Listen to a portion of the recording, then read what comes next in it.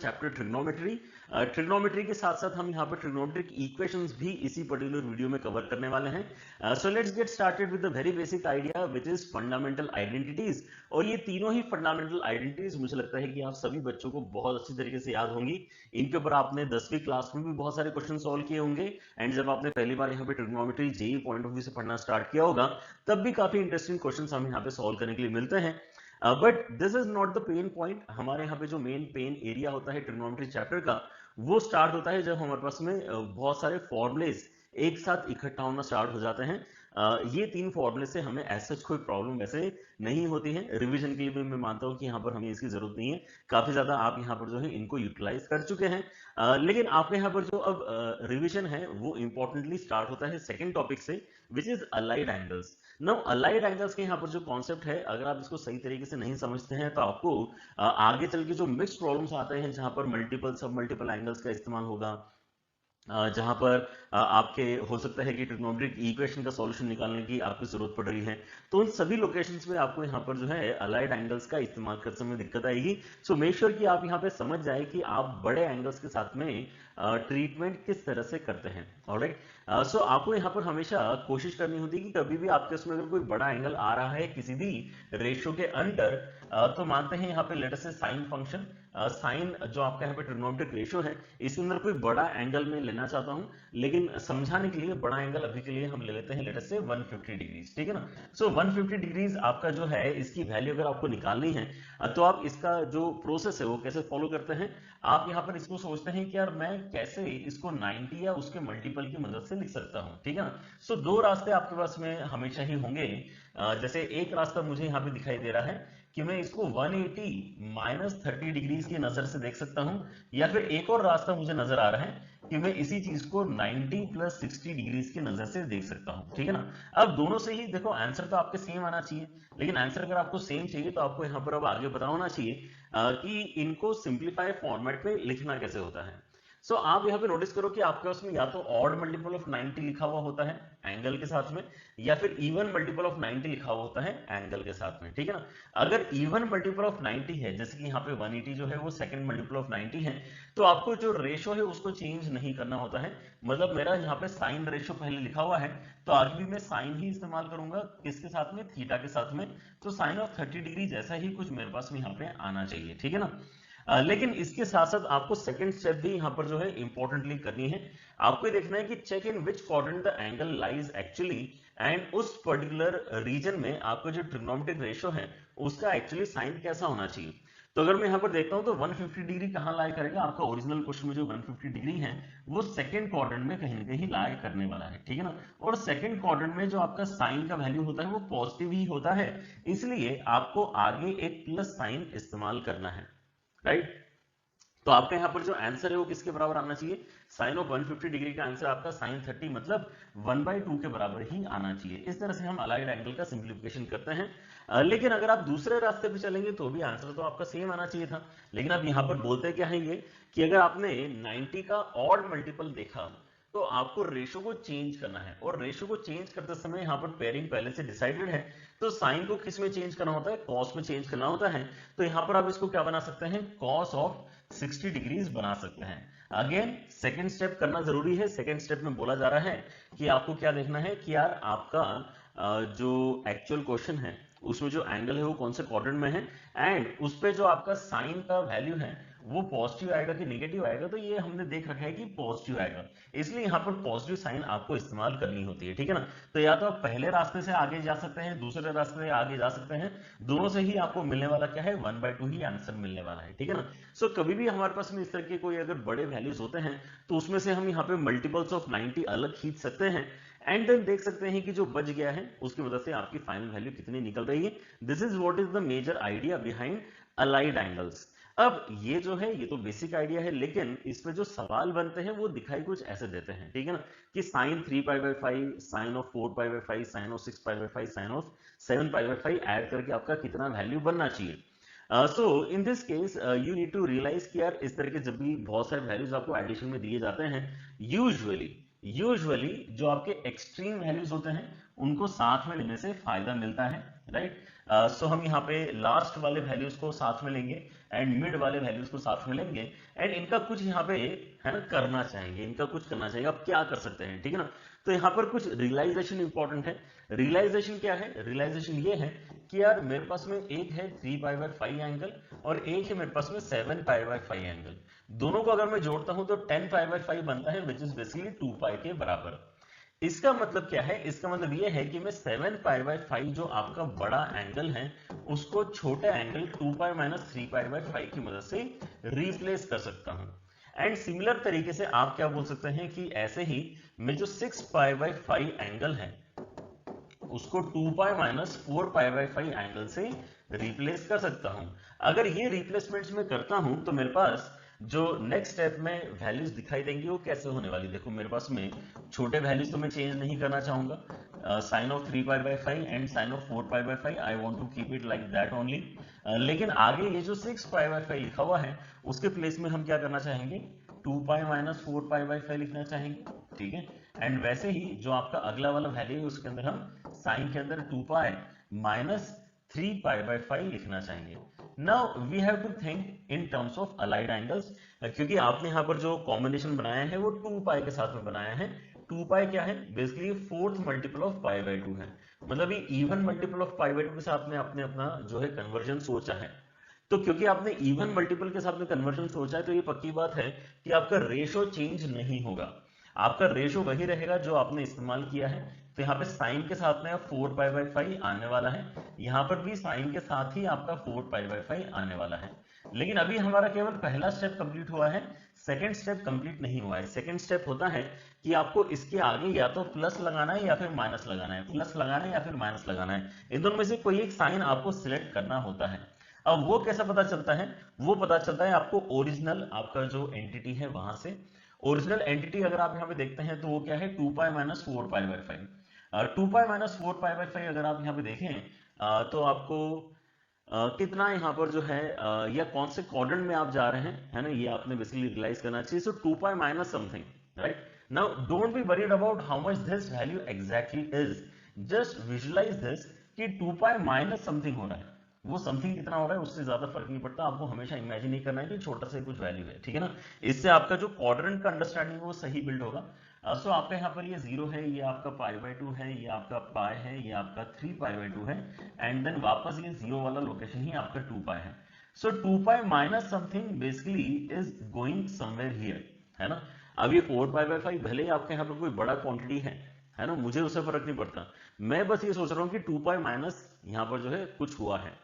अब ये जो मेरे पास में यहाँ पे 2π - थीटा हुआ है, सो इसका जो इक्विवेलेंट एक्सप्रेशन में सोचूंगा वो कैसा होगा, वो फोर्थ क्वाड्रेंट की वजह से यहाँ पर मैं सोच रहा हूं और इसलिए मुझे लगता है कि साइन यहाँ पर कैसा होगा, साइन इस कॉम्बिनेशन के लिए आपका नेगेटिव होगा, ठीक है ना।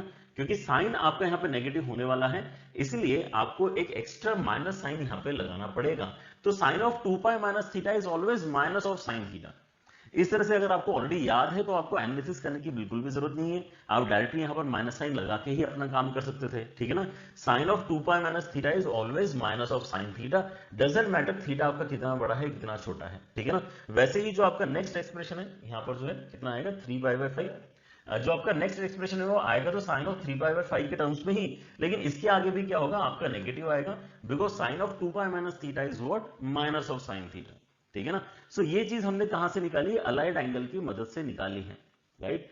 क्योंकि हमने यहाँ पर रेशियो चेंज नहीं किया है एंड देन हमने ये सोचा है कि 2π - थीटा कौन से क्वाड्रेंट में जाता है, तो ये फोर्थ क्वाड्रेंट में जाता है एंड इसलिए फोर्थ क्वाड्रेंट में साइन की वैल्यू आपकी क्या होनी चाहिए, माइनस के साथ में ओपन होनी चाहिए, right. And when I see this, तो मुझे अब यहाँ पर क्या दिखाई दे रहा है कि यार मेरे पास में साइन 3π/5 भी है, मेरे पास में साइन ऑफ 4π/5 भी है, लेकिन उसके साथ में नेगेटिव साइन के साथ में आपको सिमिलर वैल्यूज दिखाई दे रही हैं, तो ये हो जाएगा आपका कैंसिल, है ना। ये कैंसिल हो जाएगा इसके साथ में, ये कैंसिल हो जाएगा इसके साथ में और ओवरऑल आपको यहाँ पर वैल्यू क्या मिलेगी, 0 के बराबर मिलेगी, ठीक है ना। इस तरह से आपको यहाँ पर जो है अलाइड एंगल के क्वेश्चंस मिल सकते हैं। अब ये वाला जो हमने डिस्कशन किया है क्वेश्चन का, ये एकदम इनिशियल डिस्कशन, इनिशियल जो आपका यहाँ पे चैप्टर स्टार्ट किया है हमने रिवाइज करना, तभी हमने ये वाला क्वेश्चन अभी उठा लिया है। आगे चल के क्या होगा, हमारे पास में और भी मिक्स कॉन्सेप्ट्स के ऊपर यहाँ पे सवाल बनेंगे जहां पे अलाइड एंगल्स यूज करना जरूरी हो जाएगा, ठीक है ना। तो वहां पे आपको ये जो भी हमने डिस्कस किया है इसका इंपॉर्टेंस और बेहतर तरीके से क्लियर होगा, राइट। लेकिन अभी के लिए आगे बढ़ते हैं एंड समझते हैं हमारे अगले कॉन्सेप्ट को, विच is basically compound angle formulas. Now these are pretty important, pretty famous formulas. Sin of a plus b का वैल्यू क्या है, sin of a minus b का वैल्यू क्या है, cos of a plus b, cos of a minus b, tan of a plus b, tan of a minus b. अगर आपको यहाँ पर याद नहीं है, I would डेफिनेटली रिकमेंड कि अभी के अभी आप इनको नोट करें और याद करें, क्योंकि ये एकदम आपका बेस क्रिएट कर रहे हैं ट्रिग्नोमेट्री चैप्टर का। एंड ये रैंडमली किसी भी क्वेश्चन में जो है आप किसी भी स्टेप में एक्सपेक्ट कर सकते हैं कि आपको लगाने की जरूरत पढ़ सकती है, ठीक है ना। तो आपके दिमाग में फॉर्मुलेस होना चाहिए, एंड अगर आपके दिमाग में फॉर्मुलेस हैं then we can basically try few questions, ताकि आपको यहाँ पर थोड़ा क्वेश्चन के थ्रू रिवीजन करके ज्यादा अच्छा महसूस हो। ऑलराइट, सो एक सवाल यहाँ पर ट्राई करते हैं। In a triangle ABC, angle A is an obtuse angle such that sine A आपका 3/5 है एंड साइन बी आपका 5/13 है, देन साइन सी का वैल्यू कितना होना चाहिए, ऐसा हमसे यहाँ पे पूछा गया है, ठीक है। ओके, तो ट्रायंगल एबीसी है, यहां से हमें सबसे पहली बात क्या समझ में आती है कि यार इन तीनों एंगल्स का जो सम है वो आपका कितना आना चाहिए, पाई के बराबर आना चाहिए। पहली बात तो ये हम डेफिनेटली लिख सकते हैं कि a plus B plus C is basically pi, मतलब 180 डिग्रीज, ठीक है ना। अच्छा, हमें ऑलरेडी पता है कि आपका जो a है वो ऑब्ट्यूस एंगल है, ठीक है ना। अगर मैं यहाँ पर अब देखता हूं कि मुझे साइन सी का वैल्यू निकालना है, तो एक सिंपल सा काम कर सकता हूं कि मैं a प्लस बी को उस तरफ भेज सकता हूं, ठीक है ना, ताकि c की वैल्यू मेरे पास में pi minus a plus B के बराबर निकले। और दोनों साइड अगर मैं साइन ले लेता हूं, सो दिस इज यहाँ पर equivalent value sine of pi minus A plus B के बराबर आ रही है, ठीक है ना। जैसे कि मैंने आपको बताया, आपको इससे फर्क नहीं पड़ता कि a प्लस बी एग्जैक्टली कितना बड़ा है कितना छोटा है, ठीक है ना, क्योंकि a ऑलरेडी गारंटी दे रहा है कि ऑब्ट्यूस एंगल, तो ये तो काफी बड़ा एंगल होगा आपका, राइट, जैसे हमने पिछले क्वेश्चन में भी डिस्कस किया था। लेकिन आपको सोचना कैसे होता है, आपको यहाँ पे इसको थीटा की नजर से बस देख के सोचना होता है कि यार अब यहाँ पे अलाइड एंगल का कॉन्सेप्ट कैसे लगेगा, ठीक है ना। तो sine of pi minus something, ठीक है ना, ये 0 है, ये π/2 है, ये पाई है, ये 3π/2 है, ठीक है ना। सो पाई माइनस समथिंग आपको इमेजिन कैसे करना है, पाई माइनस समथिंग मतलब ये आपका सेकंड क्वाड्रेंट के डायरेक्शन में जाने वाला कोई यहाँ पर आपका एंगल बना है। तो sine of pi minus theta is sine theta, sine of pi minus theta is sine theta. Why? क्योंकि पाई क्या है, इवन मल्टीपल ऑफ π/2 है, मतलब आपको क्या चेंज नहीं करना है, आपको रेशियो चेंज नहीं करना है। So we need to stick with what, we need to stick with sine, और यहाँ पे a प्लस भी आएगा ही आएगा। लेकिन अब यहाँ पे सेकंड क्वाड्रेंट की अगर बात चले तो सेकंड क्वाड्रेंट में साइन कैसा होता है, सेकंड क्वाड्रेंट में साइन पॉजिटिव होता है, ठीक है ना। तो इसलिए यहाँ पर जो है आपका आगे पॉजिटिव साइन आएगा, नेगेटिव नहीं आएगा। ऑलराइट, तो आपको साइन डिसाइड करना होता है और आपको डिसाइड करना होता है कि रेशियो चेंज होगा कि नहीं होगा, इतना ही बस कॉन्सेप्ट अलाइड एंगल का होता है, राइट। अब यहाँ पे अलाइड एंगल के साथ साथ आपको और क्या इस्तेमाल करना पड़ रहा है, आपको यहाँ पे साइन सी की वैल्यू कैलकुलेट करने के लिए sine of a plus B का फॉर्मूला भी इस्तेमाल करना पड़ रहा है, ठीक है ना। तो ये कितना आ जाएगा आपका formula, sine a cos b and plus cos a sine b, ये आपका बेसिकली फॉर्मूला बनता है sine of a plus B का, ठीक है। अब यहाँ पर मुझे वैल्यू सब्स्टिट्यूट करनी है, again a very interesting discussion will come into picture, ठीक है ना।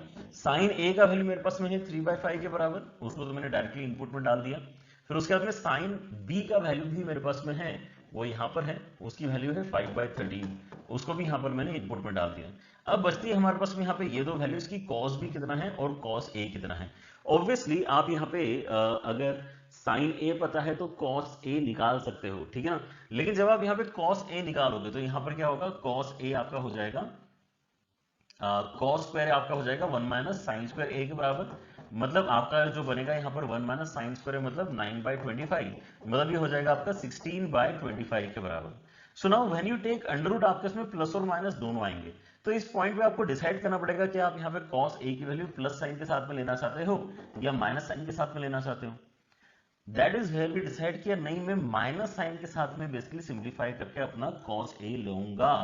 क्यों? क्योंकि आपका जो a है वो ऑब्ट्यूस है, ऑब्ट्यूस है मतलब ये 90 डिग्री से 180 डिग्री के बीच का कोई एंगल है, मतलब ये सेकंड क्वाड्रेंट का एंगल है। अब सेकंड क्वाड्रेंट में आपका cos का वैल्यू कैसा होना चाहिए, नेगेटिव होना चाहिए, right. So that is the reason कि आप यहाँ पे जो है माइनस ऑफ 4/5 अपना आंसर लेते हो cos a के लिए, and that is how you are going to now calculate the value, ठीक है ना। अच्छा, तो ये हो गया आपका कितना, -4/5 के बराबर।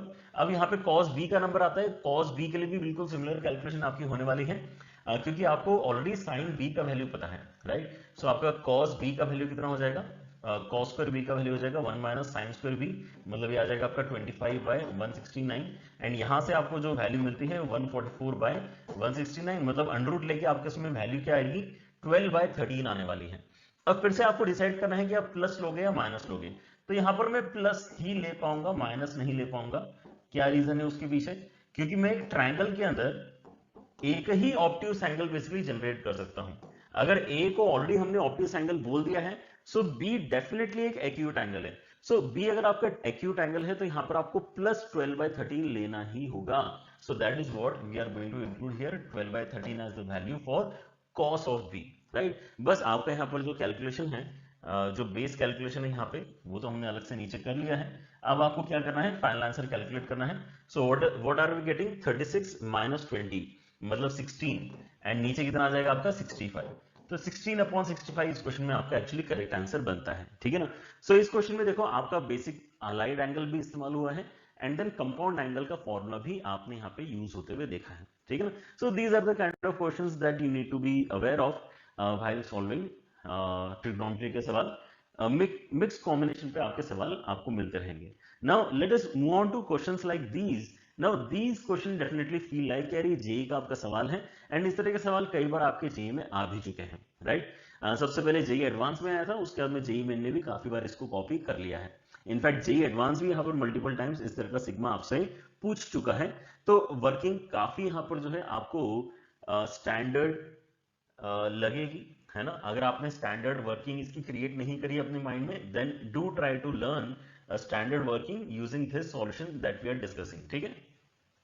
तो आपके इसमें यहाँ पे मेन आइडिया क्या है कि डिनोमिनेटर में आपको यहाँ पे दो साइन के टर्म्स दिख रहे हैं, राइट। दोनों साइन के अंदर जो एंगल्स है उनमें बहुत ज्यादा फर्क नहीं है।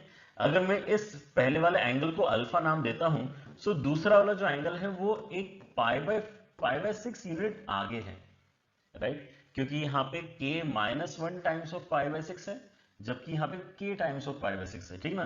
तो यहाँ पे एक पाई/6 कम है, यहाँ पे एक पाई/6 कम है, मतलब यहाँ पे एक पाई/6 ज्यादा है, राइट। सो मेरे पास में बेसिकली क्या बन रहा है, मेरे पास में इस तरह के जो है ब्रैकेट्स अभी मैं इनको बोल सकता हूँ, rather than calling it sine of पाई/4 प्लस k -1 पाई/6, आई कैन नॉर्मली से कि साइन अल्फा है, और दूसरा वाला आपका यहाँ पे साइन ऑफ अल्फा प्लस पाई/6 है, ऐसा हम इसको कह सकते हैं, ठीक है। अब यहाँ पे इन दोनों का जो डिफरेंस है वो यहाँ पे नोट करना जरूरी है। इन दोनों का डिफरेंस बेसिकली आपका पाई/6 के बराबर है, ठीक है ना। और साइन पाई/6 कितना होता है, हाफ के बराबर होता है। यही इसकी स्टैंडर्ड वर्किंग है, इसलिए हम यहाँ पे इस डायरेक्शन में सोच पा रहे हैं, ठीक है ना।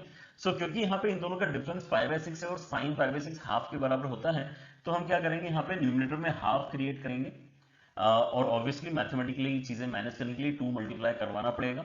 लेकिन इस हाफ का मेन पर्पस क्या है, इस हाफ का मेन पर्पस है कि हम यहाँ पे इसको क्या लिखेंगे, साइन ऑफ पाई/6 लिखेंगे, ठीक है ना। लेकिन पाई/6 भी केवल नहीं लिखेंगे, पाई/6 को भी हम यहाँ पे अल्फा प्लस पाई/6 माइनस अल्फा इस तरीके से विजुलाइज करेंगे, ठीक है ना।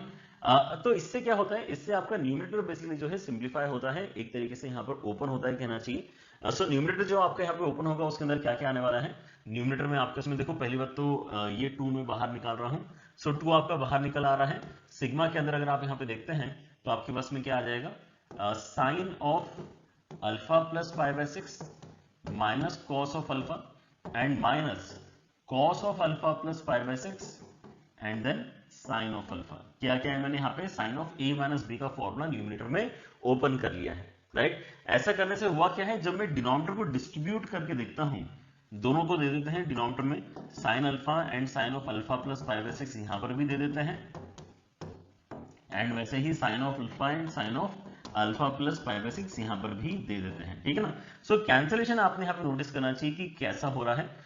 पहले आपका साइन ऑफ अल्फा प्लस पाई/6 कैंसिल हुआ, यहाँ पे आपका साइन ऑफ अल्फा कैंसिल हुआ, ठीक है ना।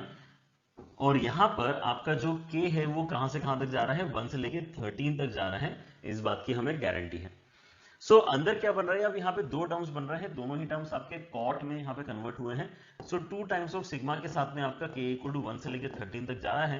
पहला टर्म आपका कॉट ऑफ अल्फा बना है, अगला वाला टर्म आपका cot of alpha plus pi by 6 बना है। एंड इसके आगे अगर आप प्रोसीड करना चाहते हैं तो alpha and alpha plus pi by 6 की जगह जो एक्चुअल वैल्यूज हैं उनको लिख लेना बेहतर होगा, क्योंकि हम यहाँ पे k का वेरिएशन ऑफ स्टडी करना चाहेंगे, ठीक है। सो हम यहाँ पे कॉट ऑफ अल्फा के प्लेस में क्या लिखना चाहेंगे, अल्फा की वैल्यू यहाँ से देख लो, अल्फा की वैल्यू कितनी है, cot of pi by 4 plus k minus 1 times of pi by 6। ये आपका पहला टर्म कंप्लीट हो गया।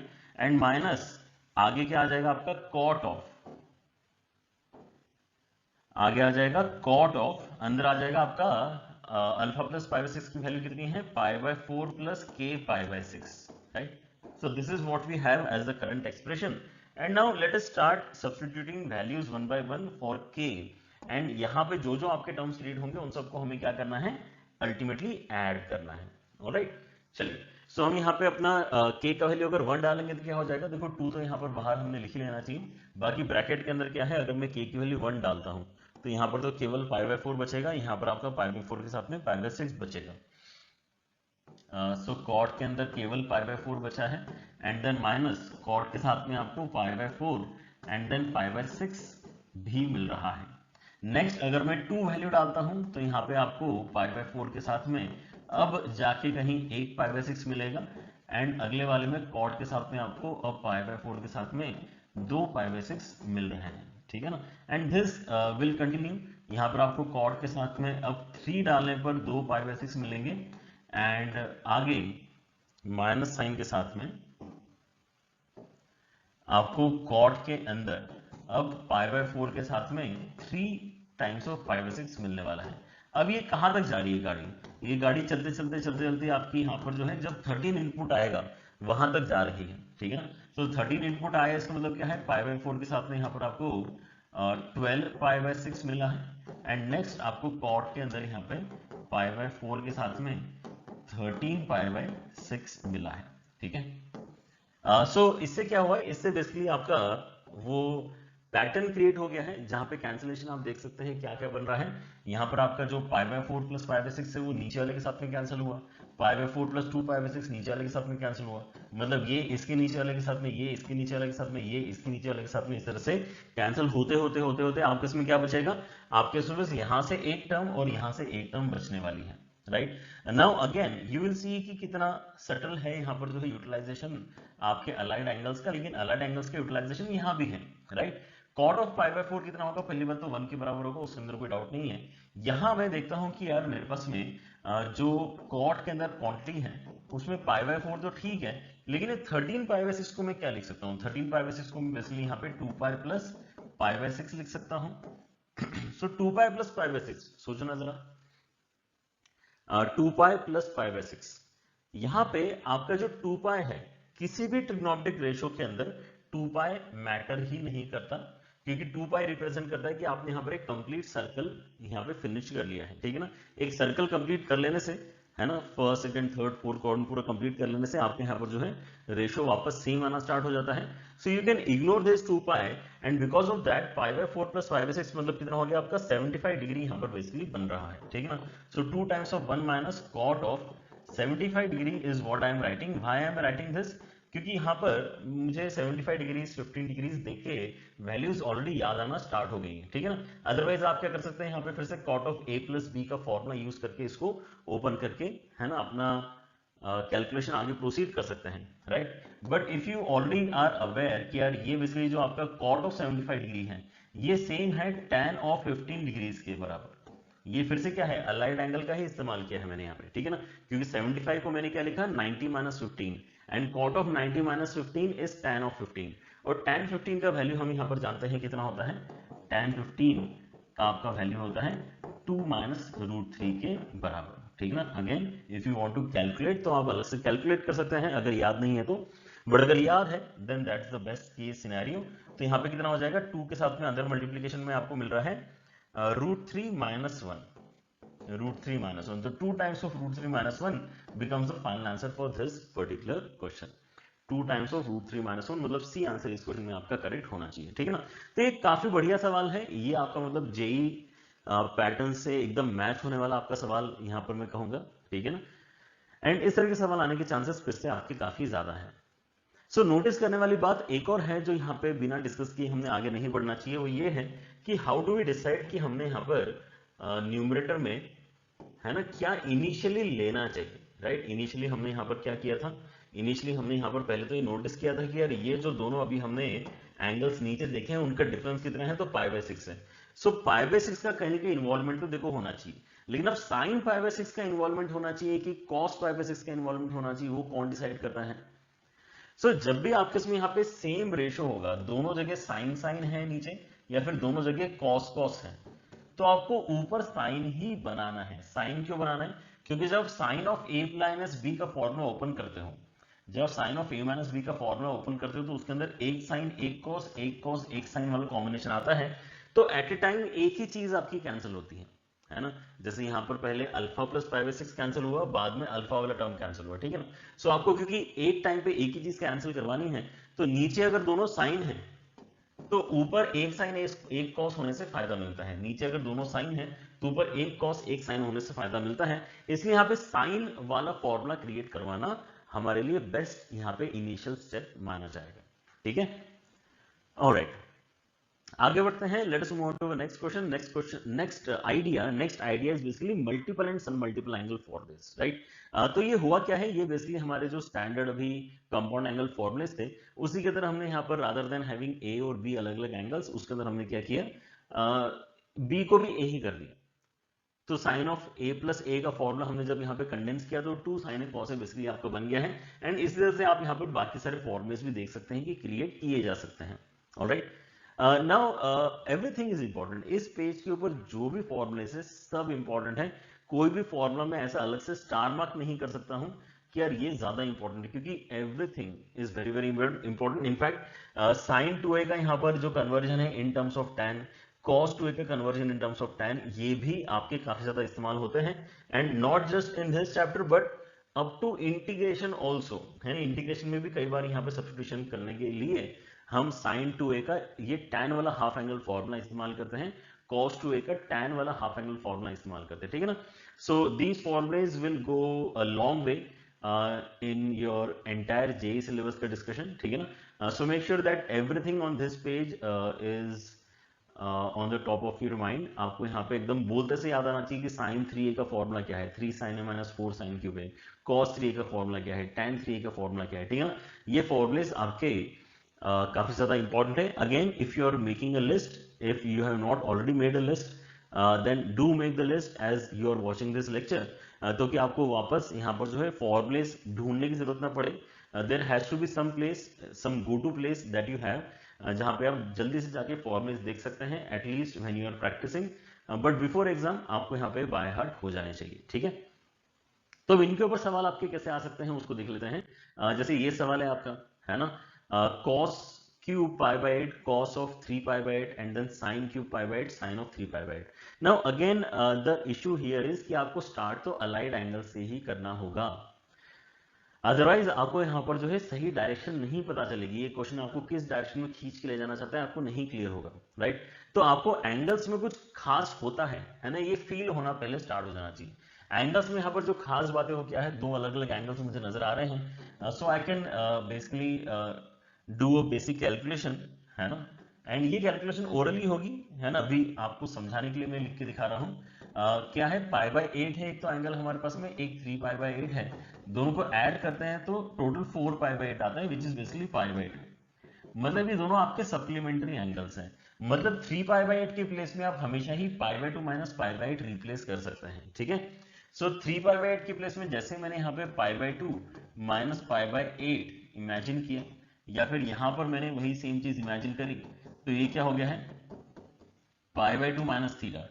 सो cos of π/2 minus theta is sin theta and sin of π/2 minus theta is cos theta, right। so because of that जो आपका सबसे पहला step यहाँ पर आपने लिखना चाहिए सॉल्यूशन में, वो क्या है कि cos क्यूब π/8 के साथ में आपको मिल गया है sin π/8, एंड जो आपका sin क्यूब π/8 है उसके साथ में आपको मिल गया है cos pi by 8, right. Allied angle इस तरह से आपके यूज होते रहते हैं सब जगह।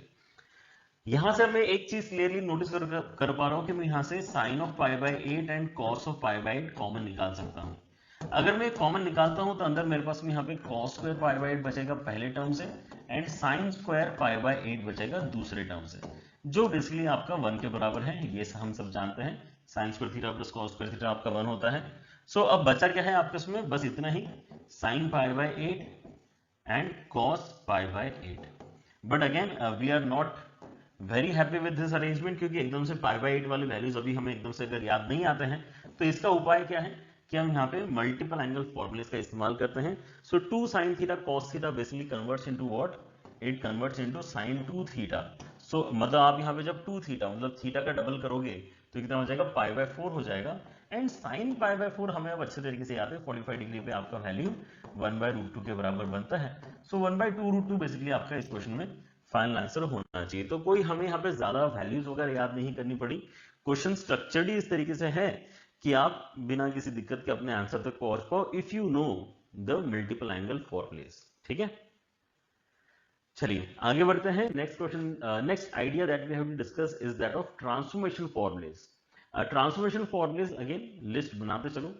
2 sin a cos b, आपको कभी कभी जरूरत पड़ती है कि आप मल्टीप्लीकेशन को एडिशन सब्ट्रैक्शन में चेंज करो, ठीक है ना। सो ये पहला सेट ऑफ फॉर्मूलेज है, ठीक है ना, जहां पे मल्टीप्लीकेशन में अगर आपको वैल्यूज दिखाई दे रही है साइन कॉस की, तो आप उसको एडिशन सब्ट्रैक्शन में चेंज कर सकते हो, right. So this is one way of transforming. Another way of transforming is in the reverse direction. ठीक है ना, जहां पे आपको क्या मिलता है कि पहले एडिशन सब्ट्रैक्शन में वैल्यूज हैं और फिर आप उनको मल्टीप्लीकेशन में लिखना चाहते हैं, फैक्टराइज करके लिखना चाहते हैं, एक तरीके से ये भी बोला जा सकता है। तो फैक्टराइजेशन फॉर्मुलेज भी बोल सकते हैं आप इन पर्टिकुलर 4 फॉर्मुलेज को। तो sine C plus sine D, sine C minus sine D, cos C plus cos D, cos C minus cos D, again very very important set of formulas जो आपके यहाँ पे एकदम रेडी होना चाहिए। ठीक है, कैसे यूज होते हैं इन फॉर्मुलेस का, है ना, कहाँ पे यूज होता है, उसके लिए क्वेश्चंस यहाँ पर करना जरूरी है। So if you have noted this, तो हम यहाँ पे क्वेश्चन सॉल्व करते हैं। ये वाला सवाल देखो, है ना, दिखने में एकदम ही यहाँ पर जो है इजी लग रहा है, बट क्या आप सोच पा रहे हैं कि यहाँ पर आपका स्टेप कैसे क्रिएट होगा। आपको यहाँ पर जो है साइन अल्फा साइन बीटा का एडिशन जो है 1/3 के बराबर दिया है, and cos alpha cos beta का एडिशन आपको 1/4 के बराबर दिया है, and sine of alpha plus beta की वैल्यू आपको निकाल के बतानी है। बहुत जरूरी है यहाँ पर जो है सही डायरेक्शन पकड़ना ट्रिग्नोमेट्री के अंदर, है ना, अदरवाइज 2-4 स्टेप का सवाल भी हो सकता है कि आपके, है ना, 2-2 पेज पूरी यहाँ पर जो है कंज्यूम करवा दे। So the idea in this particular question is to basically apply sin c plus sin d and cos c plus cos d in both these equations, ठीक है ना। तो आपके इसमें ऑलरेडी क्या है, आपके इसमें sin alpha plus sin beta का जो वैल्यू है वो 1/3 के बराबर है, ठीक है ना। तो यहाँ पे अगर मैं अप्लाई करता हूँ sin c plus sin d, तो कितना हो जाएगा 2 sin this plus that upon 2 and cos के अंदर this माइनस दैट अपॉन 2, ठीक है ना, अल्फा माइनस बीटा अपॉन 2, ये आपका बेसिकली 1/3 के बराबर है। ये हो गया sin c plus sin d। ऐसे ही एक बार काम करना चाहिए हमने यहाँ पे cos के लिए। सो cos alpha plus cos beta आपके पास में है कितना, 1/4 के बराबर। सो cos c plus cos d apply करते हैं तो 2 cos alpha plus beta by 2 आता है, एंड उसके साथ में cos of alpha minus beta by 2 भी आता है, और ये आपका 1/4 के बराबर है, ठीक है ना। So now if you divide these two equations, तो आपको क्या मिलेगा, ठीक है ना। अगर मैं इनको डिवाइड कर देता हूं, ठीक है, अगर मैं इनको डिवाइड कर देता हूं, so what you notice over here is कि आपका यहाँ पे 2 कैंसिल हो जाएगा, साथ में आपका यहाँ पे cos of alpha minus beta by 2 भी कैंसिल हो जाएगा। सो sine of alpha plus beta by 2 and cos of alpha plus beta by 2 का डिवीजन आएगा, तो ये tan of alpha plus beta by 2 आपका बना है, और राइट हैंड साइड में डिवाइड करके 4/3 आपकी वैल्यू आ रही है। देखो एक बार ध्यान से, जब मैंने ग्रीन अपॉन येलो किया तो ग्रीन अपॉन येलो करके मेरे पास में tan of alpha plus beta by 2 का वैल्यू आया है 4/3 के बराबर। सो आपका यहाँ पर अब जो टारगेट होना चाहिए वो ये है कि यार मुझे अगर sine of alpha plus beta निकालना है तो क्या मैं उसको tan of alpha plus beta by 2 के फॉर्मेट में लिख सकता हूं। So that is where your half angle formula comes into picture, कि हाँ लिख सकते हैं इसको। हम क्या लिख सकते हैं, 2 tan alpha plus beta by 2 upon 1 plus tan square alpha plus beta by 2, ठीक है। सो बस यहाँ पर आपको वैल्यूज प्लग इन करनी है। एक आपका इसमें 4/3 है, नीचे आपका इसमें यहाँ पे 16/9 है, ठीक है ना। तो इसको सिंप्लीफाई करेंगे तो कितना हो जाएगा 8/3 एंड देन 9/25। सो कैंसिलेशन के बाद में कितना आ रहा है यहाँ पे 3 एंड देन हो जाएगा 24/25, ठीक है। इस तरह से आपके यहाँ पर सॉल्यूशन क्रिएट होता है। वेरी वेरी इंटरेस्टिंग है ना। यहाँ पर आपको ये सोचना पड़ेगा कि यार the right way to go ahead is कि पहले वाले इक्वेशन में sin c plus sin d, दूसरे वाले इक्वेशन में cos c plus cos d and then divide करने से tan बन रहा है एंड इसलिए sin का conversion in terms of tan आपको याद होना चाहिए। ऑलराइट, चलिए और एक सवाल करते हैं। ये वाला सवाल भी काफी इंटरेस्टिंग है। cos cube x into sine 2x आपको यहाँ पर बोल रहे हैं कि यार इस तरह के सिग्मा के फॉर्मेट में कन्वर्ट करके लिखा जा सकता है। तो a1 a3 a5 जो आपके यहाँ पे वैल्यूज है उनका सम कितना आएगा। Now first important idea is to understand what this sigma represents, ठीक है। तो सिग्मा को अगर आप यहाँ पे ओपन करके देखेंगे तो आपको फील होगा कि यार ये क्या कहना चाह रहा है। आर की वैल्यू आप जब चेंज करते हो तो आपको दोनों ही जगह यहाँ पर रिजल्ट दिखाई देते हैं। तो अगर आर की वैल्यू 0 लेता हूं तो फिर तो मुझे 0 ही मिलेगा। तो ये तो कोई सरप्राइज नहीं। आर की वैल्यू 0 लेने पे साइन 0 बनेगा ना, यहाँ पे तो 0 ले रहे हैं। उसके बाद में 1 लेने पे आपके पास क्या आएगा, a1 के साथ में साइन x आएगा, फिर a2 के साथ में आपका साइन 2x आएगा, फिर a3 के साथ में आपका साइन 3x आएगा and then this will go on, है ना, अप टू n। जहां तक भी जा सकते हैं वहां तक आप जाओ, कोई प्रॉब्लम नहीं है, ठीक है ना। सो ये है बेसिकली जब हमें यहाँ पर कोई बोलता है कि यार what is the value of a1 plus a3 plus a5, so now we understand what they are trying to say। ये कहना चाहता है कि आप जब इस एक्सप्रेशन को LHS वाले एक्सप्रेशन को सिंप्लीफाई करोगे, LHS में क्या है आपका cos cube x and then sin 2x, तो आपके पास में इस तरह का कुछ एक्सप्रेशन बड़ा सा क्रिएट होगा जिसके अंदर sin x हो सकता है, sin 2x हो सकता है, sin 3x हो सकता है ना। तो sin x का जो कोएफिशिएंट है वो a1 है, sin 3x का जो कोएफिशिएंट है वो a3 है, sin 5x का जो कोएफिशिएंट है वो a5 है। हमें इन तीनों का एडिशन अल्टीमेटली करके बताना है, right. So if I have to proceed with this particular question, तो सबसे पहले हमने क्या नोटिस करना चाहिए, सबसे पहले नोटिस करना चाहिए कि यार ये क्यूब ही सबसे बड़ा प्रॉब्लम है। 2x एक्चुअली उतना बड़ा प्रॉब्लम नहीं है, बिकॉज 2x जैसी चीज तो मुझे वैसे भी चाहिए आगे चल के, right. So 2x is not a very major concern for me on the LHS part, ये क्यूब मेरा मेजर कंसर्न है। तो कभी भी अगर आपको cos क्यूब को रिप्लेस करना है तो कौन काम आएगा, cos क्यूब sin क्यूब जब भी आपको रिप्लेस करना होता है देन आपके जो 3 थीटा वाले मल्टीपल एंगल फॉर्मूले से वो काम आता है, ठीक है। सो आपके यहाँ पे cos 3 थीटा का फॉर्मूला क्या है, वो है 4 cos cube theta minus 3 cos theta. From here, if I try to calculate what is cos cube theta, so it becomes basically cos 3 theta plus 3 cos theta and divide by 4। ये मेरा replacement हो सकता है cos cube x के लिए, ठीक है। Obviously हम यहाँ पे x के टर्म्स में अपना वैल्यू लिखेंगे, जबकि अभी हमने फॉर्मूला जो लिखा है वो थीटा के टर्म्स में लिखा है, दैट्स फाइन। सो आपका जो LHS है वो अब कैसा नजर आएगा, cos क्यूब के प्लेस में लिख रहा हूं मैं यहाँ पे cos 3x plus 3 cos x, नीचे आ जाएगा 4 एंड उसके साथ में मल्टीप्लिकेशन में आ जाएगा sin 2x। तो अगर मैं यहाँ पे ओपन करता हूं तो क्या होगा, ओपन करने से मेरे पास में यहाँ पे दो अलग अलग टर्म्स क्रिएट हो रहे हैं। एक तो मेरे पास में 1/4 में बाहर रख सकता हूं, मेरे पास आ रहा है यहाँ पे अंदर मल्टीप्लाई करके क्या क्या आ रहा है, अंदर मल्टीप्लाई करके cos sin a cos b, sin 2x के साथ में cos 3x एंड वैसे ही आपस में आ रहा है यहाँ पे 3 times of sin a cos b, sin a cos b, ठीक है। So now the idea is to realise कि जब भी मल्टीप्लिकेशन में साइन कॉस आते हैं तो इनको कैसे सिंप्लीफाई करते हैं। सो इनको सिंप्लीफाई करने के लिए आप पहले तो एक काम करो कि यहाँ पे 2 मल्टीप्लाई डिवाइड करवा लो, ठीक है ना, 2 से मल्टीप्लाई करा लो, 2 से डिवाइड करा लो and same thing here also 2 से मल्टीप्लाई करा लो, ठीक है ना, एंड देन 2 से डिवाइड करा लो। इससे क्या हुआ है, 2 sin a cos b की फील आना स्टार्ट हो चुकी है। So 2 sin a cos b क्या होता है, राइट, वो सोचो यहाँ पर। अच्छा यहाँ पर बाहर 1/8 बनवा लेते हैं, ठीक है ना, क्योंकि ये दोनों ही 2 आपके बाहर आ सकते हैं, ठीक है ना। सो बाहर 1/8 आ गया। 2 sin a cos b का फॉर्मूला बनता है आपका sin of a plus b, sin of a plus b मतलब 5x and plus sin of a minus b, तो यहाँ पे माइनस x आएगा, है ना, sin of a minus b करके माइनस x आ गया, प्लस 3 टाइम्स ऑफ आगे फिर से वही सेम फॉर्मूला है, 2 sin a cos b, तो क्या आ जाएगा sin of a plus b which is 3x and plus sin of a minus b which is x। ठीक, तो इस तरह से आपके यहाँ पर सिंप्लीफिकेशन अभी आगे कंटिन्यू हो रहा है। So now if you basically combine everything, तो सबसे पहले मुझे यहाँ पर बताओ कि x के साथ में क्या हो रहा है।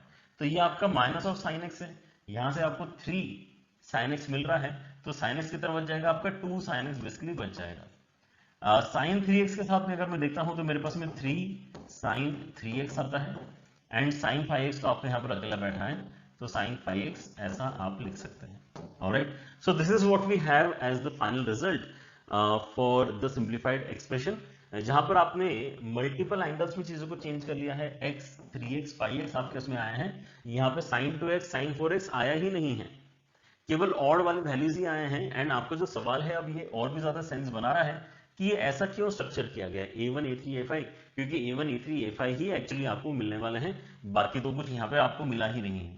ठीक है ना, अगर मैं 1/8 को भी अंदर पुश कर देता हूं तो मुझे यहाँ पे 1/4 मिलेगा sin x के साथ में, 3/8 मिलेगा sin 3x के साथ में एंड 1/8 मिलेगा sin 5x के साथ में। ठीक है, सो ओवरऑल अगर मैं यहाँ पर देखता हूँ तो मैं अपनी सारी वैल्यूज अब निकाल सकता हूँ। A1 का वैल्यू हो जाएगा 1/4 के बराबर, A3 का वैल्यू हो जाएगा आपका 3/8 के बराबर एंड A5 का वैल्यू हो जाएगा 1/8 के बराबर। क्या निकालना है, इन सब का सम निकालना है, A1 plus A3 plus A5। ठीक है ना, सो 8 आपके यहाँ पे एलसीएम लिया जा सकता है, 8 एलसीएम लेके आपके इसमें कितना आ रहा है 2 3 एंड 1, मतलब कितना आ जाएगा टोटल ये 6/8, 6/8 मतलब कितना हो जाएगा 3/4।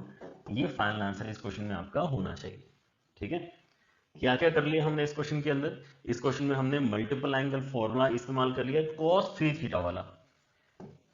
तो जब भी क्यूब को रिप्लेस करना है तो 3 थीटा वाले फॉर्मूले इस्तेमाल होंगे, अगर स्क्वायर को रिप्लेस करना है तो 2 थीटा वाले फॉर्मूले आपके इस्तेमाल होंगे। ठीक है ना, ये चीज आप ध्यान रखें।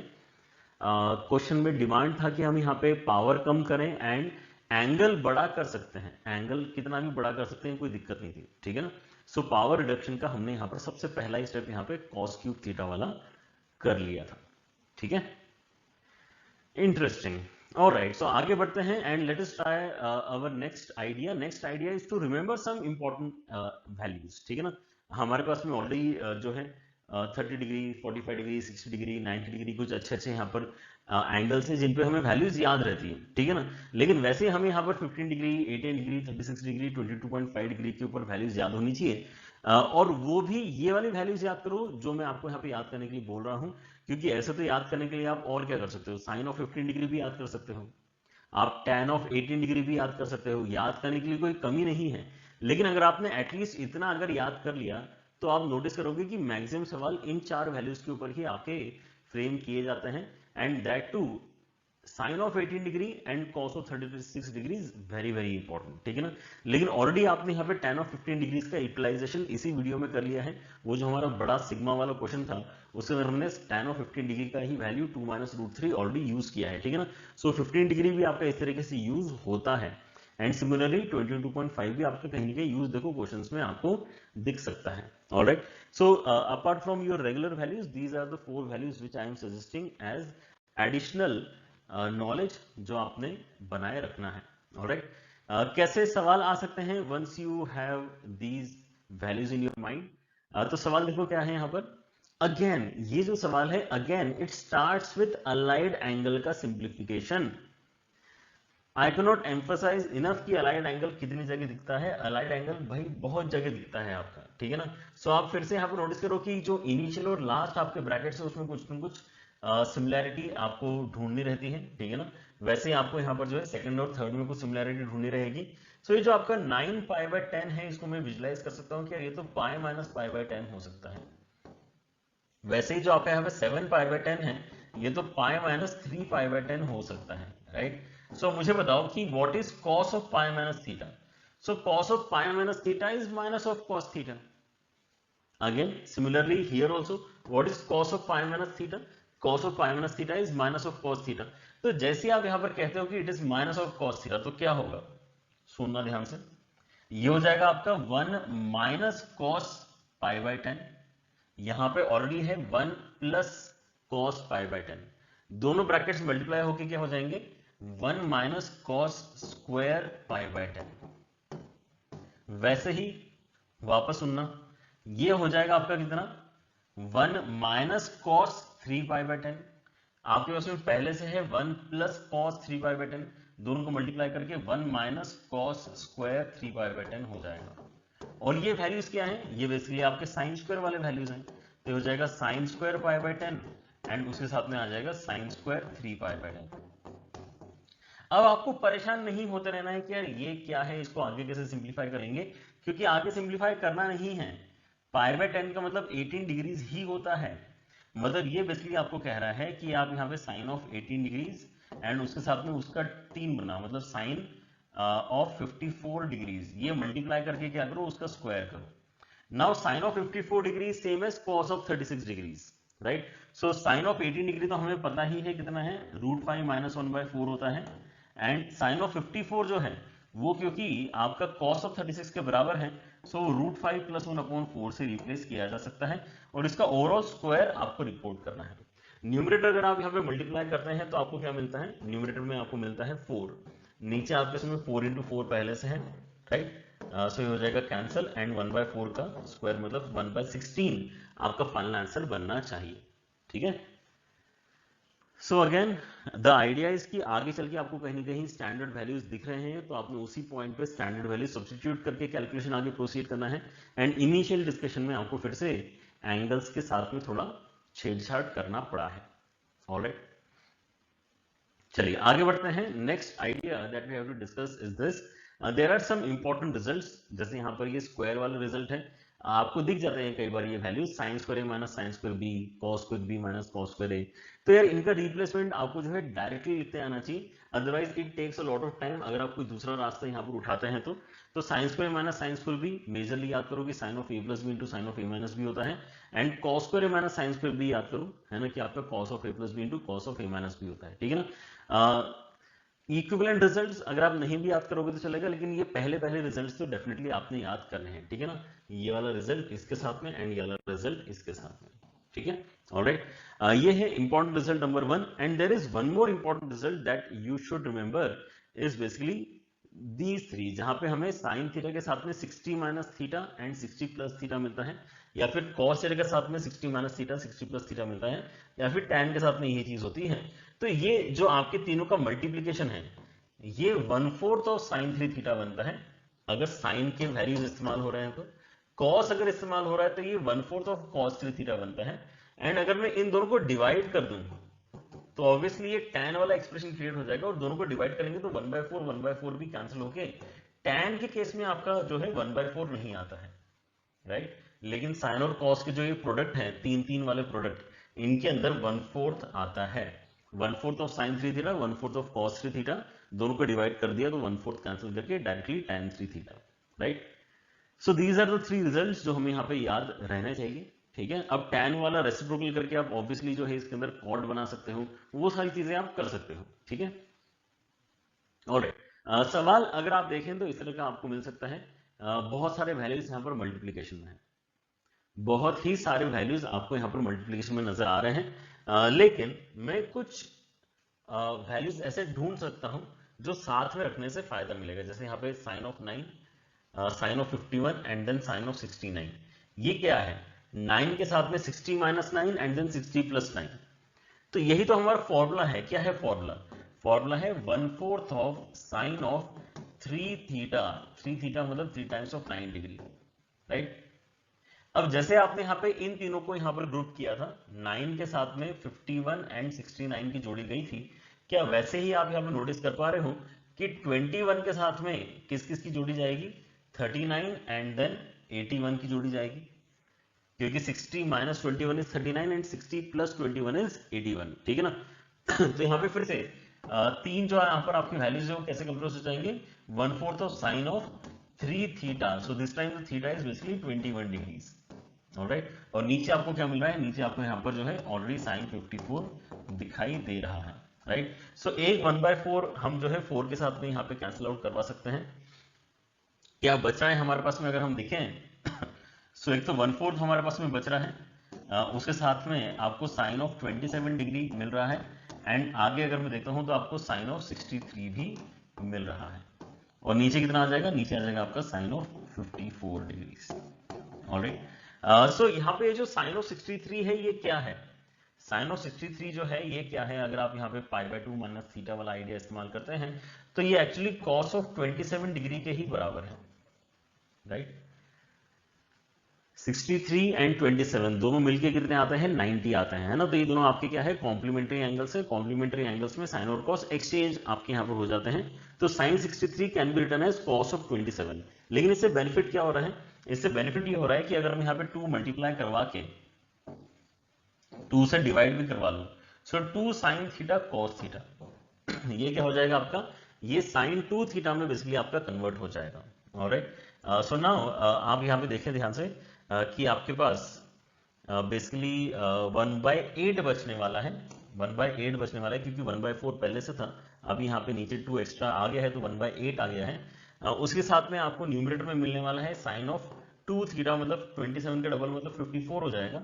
एंड नीचे तो पहले से आपको साइन ऑफ 54 देके रखा है, तो ये दोनों आपके हो जाएंगे कैंसिल, एंड ओवरऑल फिर आपका 1/8 फाइनल आंसर इस क्वेश्चन में बनने वाला है, ठीक है ना। मतलब सी ऑप्शन आपका करेक्ट हो जाएगा।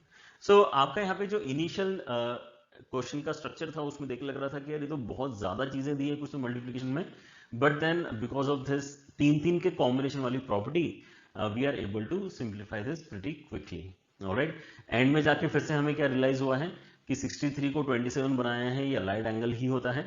एंड आगे चल के आपने 2 साइन थीटा कॉस थीटा भी इस्तेमाल किया है, जो मल्टीपल एंड सब मल्टीपल एंगल फॉर्मेस का आपका कॉन्सेप्ट है, ठीक है।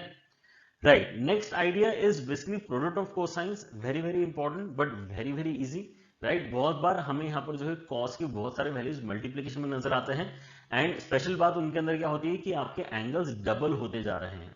अगर आपके एंगल्स डबल होते जा रहे हैं तो इसका जो फॉर्मूला आपका बनता है वो इंटरेस्टिंगली साइन के टर्म्स में बनता है, प्रोडक्ट ऑफ कोसाइन से, लेकिन आंसर जो आ रहा है वो साइन के टर्म्स में आ रहा है। और साइन के टर्म्स में भी आप यहाँ पे देख सकते हो कि जो सबसे बड़ा एंगल है उसको भी डबल कर दिया है हमने, जो सबसे बड़ा एंगल है उसको भी हमने डबल कर दिया है। तो ये न्यूमरेटर आपका क्रिएट हो गया कि प्रोडक्ट ऑफ कोसाइन जो है उसका आंसर साइन के टर्म्स में आता है, एंड जो सबसे बड़ा एंगल है उसको भी आपको डबल करना होता है। एंड डिनोमिनेटर के अंदर सिचुएशन क्या है, डिनोमिनेटर के अंदर ऐसा लग रहा है कि आपका जो सबसे छोटा एंगल था उतना आपने साइन के अंदर छोड़ दिया है, लेकिन बचा हुआ जो 2n है उसको बाहर निकाल लिया है। सो न्यूमरेटर से ही इंस्पायर्ड डिनोमिनेटर है, ऐसा आप दिमाग में रखो। न्यूमरेटर जैसा है डिनोमिनेटर भी लगभग वैसा ही है, बस क्या हुआ है कि यहाँ पर ये जो एक्स्ट्रा थीटा के साथ में मल्टीप्लिकेशन वाली क्वांटिटी है उसको हमने बाहर लिख दिया है, राइट। ये कैसे हुआ है, ये बेसिकली आपका बहुत बार मल्टीपल एंगल फॉर्मूला अप्लाई करके हुआ है, लेकिन जिस तरह से मैंने आपको अभी एक्सप्लेन किया है, this is the best way to basically use this formula in your questions, ठीक है ना। कैसे, यहाँ पर आप क्वेश्चन देखो कैसा दिखाई देगा, क्वेश्चन आपको ऐसा दिखाई दे रहा है, ठीक है ना। सो क्वेश्चन में मैं देख पा रहा हूँ कि क्या यहाँ पर चीजें डबल हो रही है, डबल हो रही है, डबल हो रही है, डबल हो रही है, डबल हो रही है, ठीक है ना, बिल्कुल हो रही है, ठीक है ना। अगर मैं इसको बोलता हूँ थीटा, अगर मैं इसको बोलता हूँ थीटा, तो क्या ये आपका 32 थीटा है, बिल्कुल है, राइट। सो आप यहाँ पे जब अपना फॉर्मूला लगाओगे तो क्या हो जाएगा, 64 तो देखो बाहर देख रखा है, मेरा जो इतने सारे कोसाइन का प्रोडक्ट है वो आएगा आंसर साइन के टर्म्स में, और क्या होगा जो सबसे बड़ा एंगल है 32 थीटा उसका भी क्या हो जाएगा, डबल हो जाएगा, तो 64 थीटा हो जाएगा। और नीचे अगर मैं देखूं तो क्या मैं नोटिस करूंगा कि यार मेरे पास में ऐसा लग रहा है कि देखो ओरिजिनल जो थीटा है वो अंदर रह गया है, एंड देन 64 आपने बाहर खींच के लिख दिया है, राइट। तो यहां से आपका 64 पहली बार तो कैंसिल होगा, and then if I replace theta over here तो आपको 64 के साथ में π/65 मिल रहा है, एंड नीचे आपको यहाँ पर जो है साइन ऑफ π/65 मिल रहा है। तो ये दोनों आपस में कैंसिल करके 1 आंसर आ जाएगा, राइट। ये दोनों आपस में कैंसिल किए होंगे, ये दोनों आपस में इसलिए कैंसिल होंगे क्योंकि आप इन दोनों का एडिशन देख पा रहे हो कि पाई के बराबर है, ठीक है ना। इन दोनों का एडिशन जो एंगल्स आपको अभी नजर आ रहे हैं 64 π/65 एंड π/65 को ऐड करोगे तो 65 π/65 आएगा, विच इज पाई। मतलब आप न्यूमरेटर में इसको पाई माइनस π/65 से रिप्लेस कर पा रहे हो, राइट। सो जैसे आप यहाँ पर देखते हो तो आपको क्या दिखता है न्यूमरेटर में आपको दिखता है sine of pi minus theta, तो sine of pi minus theta is equal to sine theta, और नीचे भी आपका साइन थीटा ही है, तो ये दोनों आपके कैंसिल हो जाएंगे और आपका आंसर कितना आ जाएगा, 1 आ जाएगा, ठीक है ना। ये आपको वैसे ओरली करते आना चाहिए, जैसे कि मैंने पहले कर दिया था, राइट। सो आपका आंसर क्या बनेगा यहाँ पर, डायरेक्टली ए आपका आंसर बन जाएगा। So let us apply the same idea once again in this question। यहाँ पर आपको cos के फिर से बहुत सारे वैल्यूज मल्टीप्लिकेशन में नजर आ रहे हैं। अगेन मैं देख पा रहा हूँ कि वैल्यूज आपके डबल होते जा रहे हैं and this can be treated as the smallest angle theta. अगर ये स्मॉलेस्ट एंगल है तो आपने यहाँ पे इसके अंदर कुछ मल्टीप्लाई किया, फिर कुछ मल्टीप्लाई किया, फिर इस तरह से मल्टीप्लाई करते गए हैं। तो थीटा के टर्म्स में अगर मैं यहाँ पे नाम रखना चाहूँ इसका, तो मैं क्या नाम रखूंगा इसका, ठीक है ना, क्योंकि मेरे थीटा के अंदर ही 2�3 है और ये 2⁰10 है, मतलब ये क्या है 2�7 थीटा एक्चुअली अगर देखा जाए तो क्या है ये 2�7 थीटा। वेरी वेरी इंपॉर्टेंट कि आप इस तरह से अपने सवाल को देखें, है ना, अदरवाइज आपके फॉर्मूला एप्लीकेशन में कहीं की गलती हो सकती है। सबसे छोटे वाले एंगल को आप थीटा देखो एंड सबसे बड़े वाले एंगल को देखो कि उसके अंदर फर्दर आपने कितने टूज अब एक्स्ट्रा मल्टीप्लाई कर दिए हैं। सो आपने यहाँ पे 2�7 एक्स्ट्रा मल्टीप्लाई कर दिया है, राइट। तो इसका जो आंसर आएगा वो पहली बात तो साइन के टर्म्स में आएगा। ऐसा लगेगा कि यार ये जो सबसे बड़ा एंगल है इसको भी डबल कर दिया, मतलब 2�8 थीटा कर दिया, और नीचे ऐसा लगेगा कि आप यहाँ पर जो है थीटा तो अंदर रखते हो एंड बचा हुआ जो क्वांटिटी है 2⁻² उसको बाहर निकाल लेते हो, ठीक है। अब हम यहाँ पर जो है फिर से थीटा रिप्लेस करेंगे। सो थीटा अगर मैं रिप्लेस करता हूँ तो 2�8 के साथ में जब ये थीटा मल्टीप्लीकेशन में जाएगा सो कितना हो जाएगा 2�11 हो जाएगा। सो 2�11 π/10 ऐसा आपके पास में बना है। नीचे अगर मैं देखता हूं तो मेरे पास में 256 आ चुका है एस 2⁸ एंड साइन थीटा की जगह मैं यहाँ पर क्या लिख पा रहा हूँ, साइन थीटा के प्लेस में थीटा की वैल्यू में 8 π/10 लिख पा रहा हूँ। अगेन डरना नहीं है, आप यहाँ पर बस ये सोचो कि 2�11 होता कितना है। सो ये 1024 का भी डबल हो जाएगा, 1024 2�10 होता है, ठीक है ना, तो 2048 हो जाएगा 1024 का डबल, और उसके साथ में क्या है π/10। सो हम यहाँ पर इसको फिर से थोड़ा कुछ जो है समझने के पॉइंट ऑफ व्यू से सिंप्लीफाई करना चाहेंगे एंड नीचे क्योंकि आपका 8 π/10 है तो ऊपर भी 8 π/10 बनाने का थोड़ा तो हमने कोशिश करना चाहिए, ठीक है ना। सो 8 π/10 में बना सकता हूँ, क्या कर सकता हूँ 2040 π/10 अलग कर सकते हैं एंड देन 8 π/10 अलग कर सकते हैं, ठीक है। नीचे कितना आ जाएगा आपका 256 के साथ में साइन ऑफ 8 π/10 आ जाएगा। सो यहाँ पे आप पहला जो रेशो है इसमें जीरो कैंसिल करके क्या देख सकते हैं कि it is some even multiple of pi. Even multiple of pi मतलब यहाँ पर जो साइन के रेशो को ये मॉडिफाई करने में कोई सपोर्ट नहीं करेगा। आप उसको पूरी तरह से इग्नोर कर सकते हैं, निग्लेक्ट कर सकते हैं, ये वाली वैल्यू आपकी खत्म है, ठीक है ना। साइन के अंदर जैसे 2π के मल्टीपल से कोई फर्क नहीं पड़ता, ये भी 2π का ही मल्टीपल है इनफैक्ट, तो उससे कोई फर्क नहीं पड़ेगा, राइट। सो आपके उसमें अब आया कितना है, आपके पास में आ गया है बेसिकली साइन के साथ में 8π/10 ऊपर, नीचे 256 के साथ में फिर से साइन ऑफ 8π/10 सॉरी 8π/10, तो ये हो जाएगा आपका कैंसिल, राइट। एंड इसलिए 1/256 इस क्वेश्चन में आपको फाइनल आंसर बनना चाहिए, राइट। मतलब बी ऑप्शन इस क्वेश्चन में आपका एकदम करेक्ट माना जाएगा। सो this is what is the idea of product of cosines. Theta देखो, है ना, सबसे बड़ा एंगल देखो, फाइनल आंसर में उसका भी डबल आता है एंड देन नीचे ऐसा लगता है कि आपने वो जो एक्स्ट्रा क्वांटिटी थीटा के साथ में मल्टीप्लिकेशन में जो लिखी हुई है उसको बाहर निकाल लिया है। All right, next what we want to understand is कि यार कभी कभी हमारे पास में चीजें एडिशन में भी आ सकती है, राइट। अभी तो हमने प्रोडक्ट ऑफ कोसाइन किया था, अगर चीजें एडिशन में आती हैं then this is something that we have to learn. Now this is not a very difficult formula to learn, है ना। यहाँ पर दिखने में भले यहाँ पर बड़ा हो लेकिन कुछ कुछ चीजें यहाँ पर नोटिस करना जरूरी है कि आपके जो साइन की सीरीज है उसके अंदर अगर आप एंगल्स देखते हैं तो पहली बात तो ये अरिथमेटिक प्रोग्रेशन में है। सो n टर्म्स है और n के n एंगल्स आपके अरिथमेटिक प्रोग्रेशन में है। Same thing can be noticed over here as well, ठीक है। आप अगर यहाँ पे इसके रिजल्ट्स में देखते हैं तो sine of n β/2 and sine β/2 ऊपर भी है, साइन ऑफ n β/2 साइन β/2 नीचे भी है। अगर आप फर्दर नोटिस करते हैं तो आपके पास में जो साइन का आंसर है वो साइन के टर्म्स में आया है एंड कॉस का आंसर कॉस के टर्म्स में आया है। But another interesting point is कि आपके पास जो अंदर वाला वैल्यू है alpha plus n-1 β/2 and alpha plus n-1 β/2 ये सेम है दोनों में, राइट। मतलब जो दोनों के रिजल्ट है उनमें बस इतना ही फर्क है कि साइन की सीरीज में साइन आता है एंड कॉस की सीरीज में कॉस आता है। बाकी ये जो आपके सर्कल्ड क्वांटिटीज हैं वो एकदम सेम है, और जो आपका जो एंगल यहाँ पे इस्तेमाल हो रहा है वो भी एग्जैक्टली सेम है, ठीक है ना।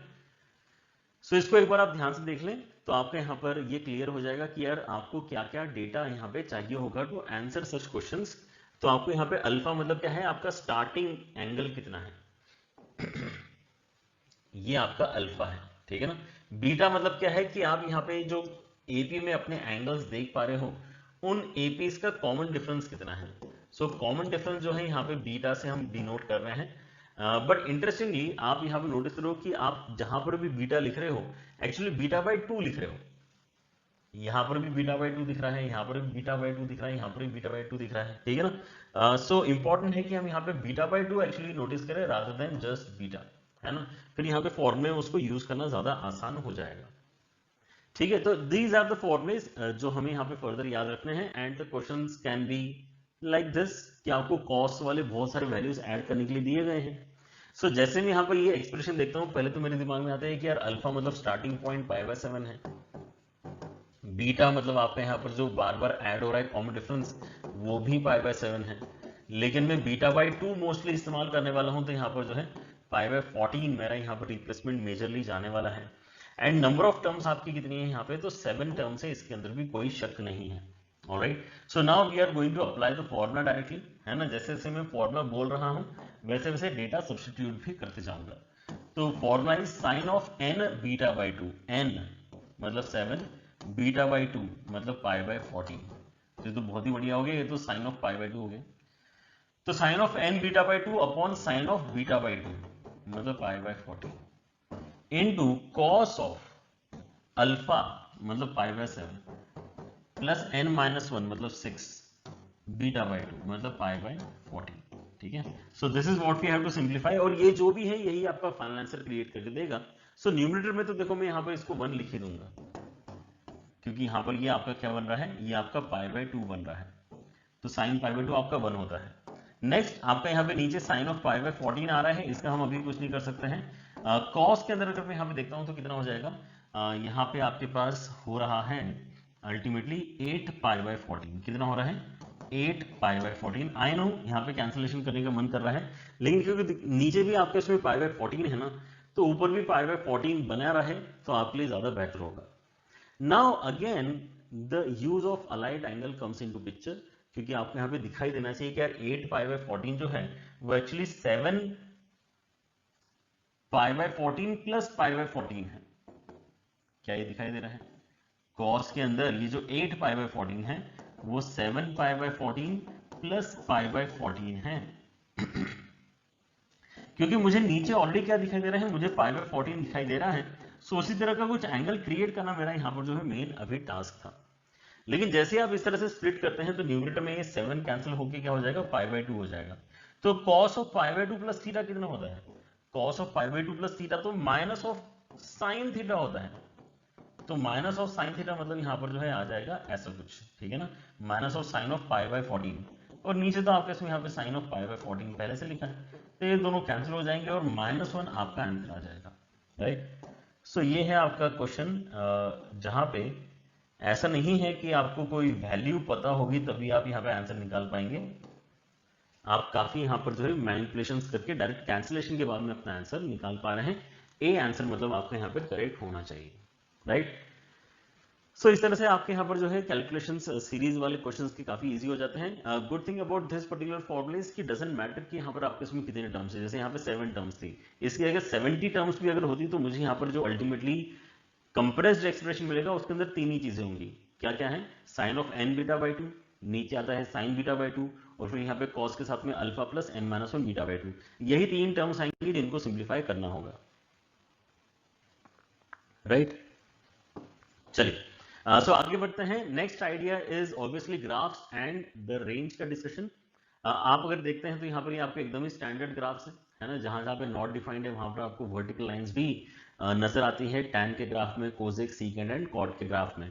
बाकी साइन एंड कॉस जो है एंटायरली डिफाइंड है, साइन और कॉस के डोमेन में आपको सारी ही चीजें मिलती हैं, लेकिन जो आपका रेंज है वो रिस्ट्रिक्टेड है साइन और कॉस के केस में, जो -1 और 1 के बीच में है। ऑलराइट, सो ग्राफ आपने कई बार देखे हुए होंगे, ऐसे ही आपने यहाँ पर जो रेंज ऑफ ट्रिग्नोमेट्रिक एक्सप्रेशन है वो भी कई बार यहाँ पर जो रियलाइज किया होगा, a sin theta plus b cos theta जैसा जो आपका यहाँ पर एक्सप्रेशन होता है, इसकी वैल्यू हमेशा ही minus of under root of a square plus b square से लेके plus under root of a square plus b square के बीच में जाती है, ठीक है ना। सो a और b यहाँ पर इंपॉर्टेंट है, लेकिन और एक चीज इंपॉर्टेंट क्या है कि आपका जो क्वेश्चन है उसके अंदर ऑब्वियसली साइन और कॉस के अंदर सेम एंगल होना चाहिए। अगर सेम एंगल नहीं है then we can not apply this idea. A और बी कितने ही बुरे हो फर्क नहीं पड़ता, सेम हो नहीं है उससे फर्क नहीं पड़ता, लेकिन थीटा आपका यहाँ पर जो एंगल है वो दोनों जगह सेम होना जरूरी है, ठीक है। So if we take a question like this कि यार what is the value of this expression, कि ये वैल्यू आपकी कहाँ से लेके कहाँ तक लाई करती है, राइट। सो 5 cos थीटा के साथ में अब यहाँ पर जो आपको आगे दे रखा है उसके अंदर प्रॉब्लम क्या है कि यार वो थीटा प्लस पाई बाई 3 कर दिया, थीटा होना चाहिए था। सो हम यहाँ पर अपना काम स्टार्ट वहीं से करते हैं कि 5 cos थीटा लिखा हुआ है, यहाँ पे 3 के साथ में cos of a plus b का फॉर्मूला ओपन कर देंगे, ठीक है ना। सो cos a cos b है ना, cos पाई बाई 3 कितना है 1/2 के बराबर, minus sine a sine b, तो minus sine a and then sine b, इस तरह से आपके यहाँ पर ओपन होगा। सो cos हम यहाँ पे मर्ज कर सकते हैं। अच्छा यहाँ पर एक्स्ट्रा प्लस 3 भी है, उसको भी यहाँ पे लिख के लेते हैं, है ना। तो हम यहाँ पर क्या नोटिस कर पा रहे हैं कि 5 प्लस 3/2 ये हो गया है आपका cos थीटा के साथ में, जबकि माइनस ऑफ 3 रूट 3/2 ये हो गया है आपका साइन थीटा के साथ में, एंड प्लस 3 तो अलग से है ही है। सो आपका यहाँ पर जो बना है दैट इज 13/2, उसके साथ में cos थीटा माइनस 3 रूट 3/2 उसके साथ में साइन थीटा, ये तो है ही हमारे पास में, उसके साथ में क्या है एक्स्ट्रा प्लस 3 भी है, राइट। सो ये जो आपके पहले दोनों टर्म्स है यहाँ पे हम क्या अप्लाई करेंगे, अपना अंडर रूट के अंदर a square plus b square वाला कॉन्सेप्ट अप्लाई करेंगे। So minus of under root of a square plus b square मतलब 169/4 प्लस 27/4 से लेके अंडर रूट के अंदर, है ना, फिर से वही वाली बात हो जाएगी यहाँ पर कि मैं इसको 196/4 सिंप्लीफाई करके लिख लेता हूँ क्योंकि दोनों डेटा तो है ही सेम, राइट। यहां से लेके यहां तक आपका ये जो बेसिकली साइन कॉस का टर्म है वो वैरी करेगा, लेकिन साथ में प्लस 3 भी है। ओवरऑल एक्सप्रेशन में इस बात को भी हमें ध्यान रखना चाहिए, ठीक है ना। सो ये बेसिकली आपका क्या बनने वाला है, ये आपका 49 में कन्वर्ट होने वाला है, एंड रूट 49 आपका कितना हो जाएगा 7, मतलब ये -7 से लेके 7 तक वैरी करता है आपका साइन कॉस का कॉम्बिनेशन। उसके अंदर अगर मैं 3 ऐड कर दूं तो मेरे पास में कितना रिजल्ट आ जाएगा, है ना। देयरफॉर आपकी जो रेंज एक्सप्रेशन की निकल कर आ रही है, -3 ऐड करेंगे 7 में, सॉरी 3 ऐड करेंगे -7 में तो हो जाएगा -4 के बराबर, एंड देन अगर मैं 7 में 3 ऐड करूंगा तो हो जाएगा 10 के बराबर। तो ओवरऑल एक्सप्रेशन आपका -4 और 10 के बीच में कहीं ना कहीं वैरी करने वाला है, and that's why C option आपका इस केस में करेक्ट हो जाता है। ऑलराइट, सो ये आपके रेंज वाले कुछ सवाल हैं, है ना, एंड इस तरह के फिर से कई सारे सवाल हम प्रॉब्लम सॉल्विंग जो है वीडियो में डिस्कस करने वाले हैं। नेक्स्ट हमारा जो डिस्कशन अभी यहाँ पर रहता है इस वीडियो में, that is regarding trigonometric equations. Now trigonometric equations जो है अगर मैं सिलेबस पॉइंट ऑफ व्यू से देखता हूँ तो आपके जेई सिलेबस में, जेई मेन के सिलेबस में स्पेशली जो है ऐसा देखने के लिए मिला है कि हटा दिया गया है, ठीक है ना। कई सालों से यहाँ पर जो है हम इसको लेके हमेशा कंफ्यूज रहते हैं कि यार ये पढ़े या ना पढ़े, लेकिन अगर आप PYQs की माने तो आपने डेफिनेटली पढ़ना चाहिए, क्योंकि काफी अच्छे क्वांटिटी में आपको ट्रिग्नोमेट्रिक इक्वेशन के सवाल साल दर साल देखने के लिए मिल रहे हैं, ठीक है। तो यही हमारा यहाँ पर एम है कि हम इस वीडियो में कोई भी चीज ऐसी ना छोड़ दें जिसके ऊपर सवाल आने के चांसेस बनते हैं। So that's why we are covering trigonometric equations as well. Now trigonometric equation का मेन आइडिया क्या है कि हम कुछ इस तरह के सिंपल रिजल्ट्स याद रखते हैं, यही हमारे फॉर्मुलेज है। इस पेज के ऊपर ये जो 6 फॉर्मुलेज आपको दिख रहे हैं यही है बस फॉर्मुलेज, राइट। कि साइन थीटा अगर साइन अल्फा के बराबर है सो थीटा और अल्फा में क्या रिलेशन होगा, साइन थीटा अगर कॉस थीटा कॉस अल्फा के बराबर है तो आपका क्या रिजल्ट होगा, tan थीटा tan अल्फा के बराबर है तो आपका क्या रिजल्ट होगा, ठीक है ना।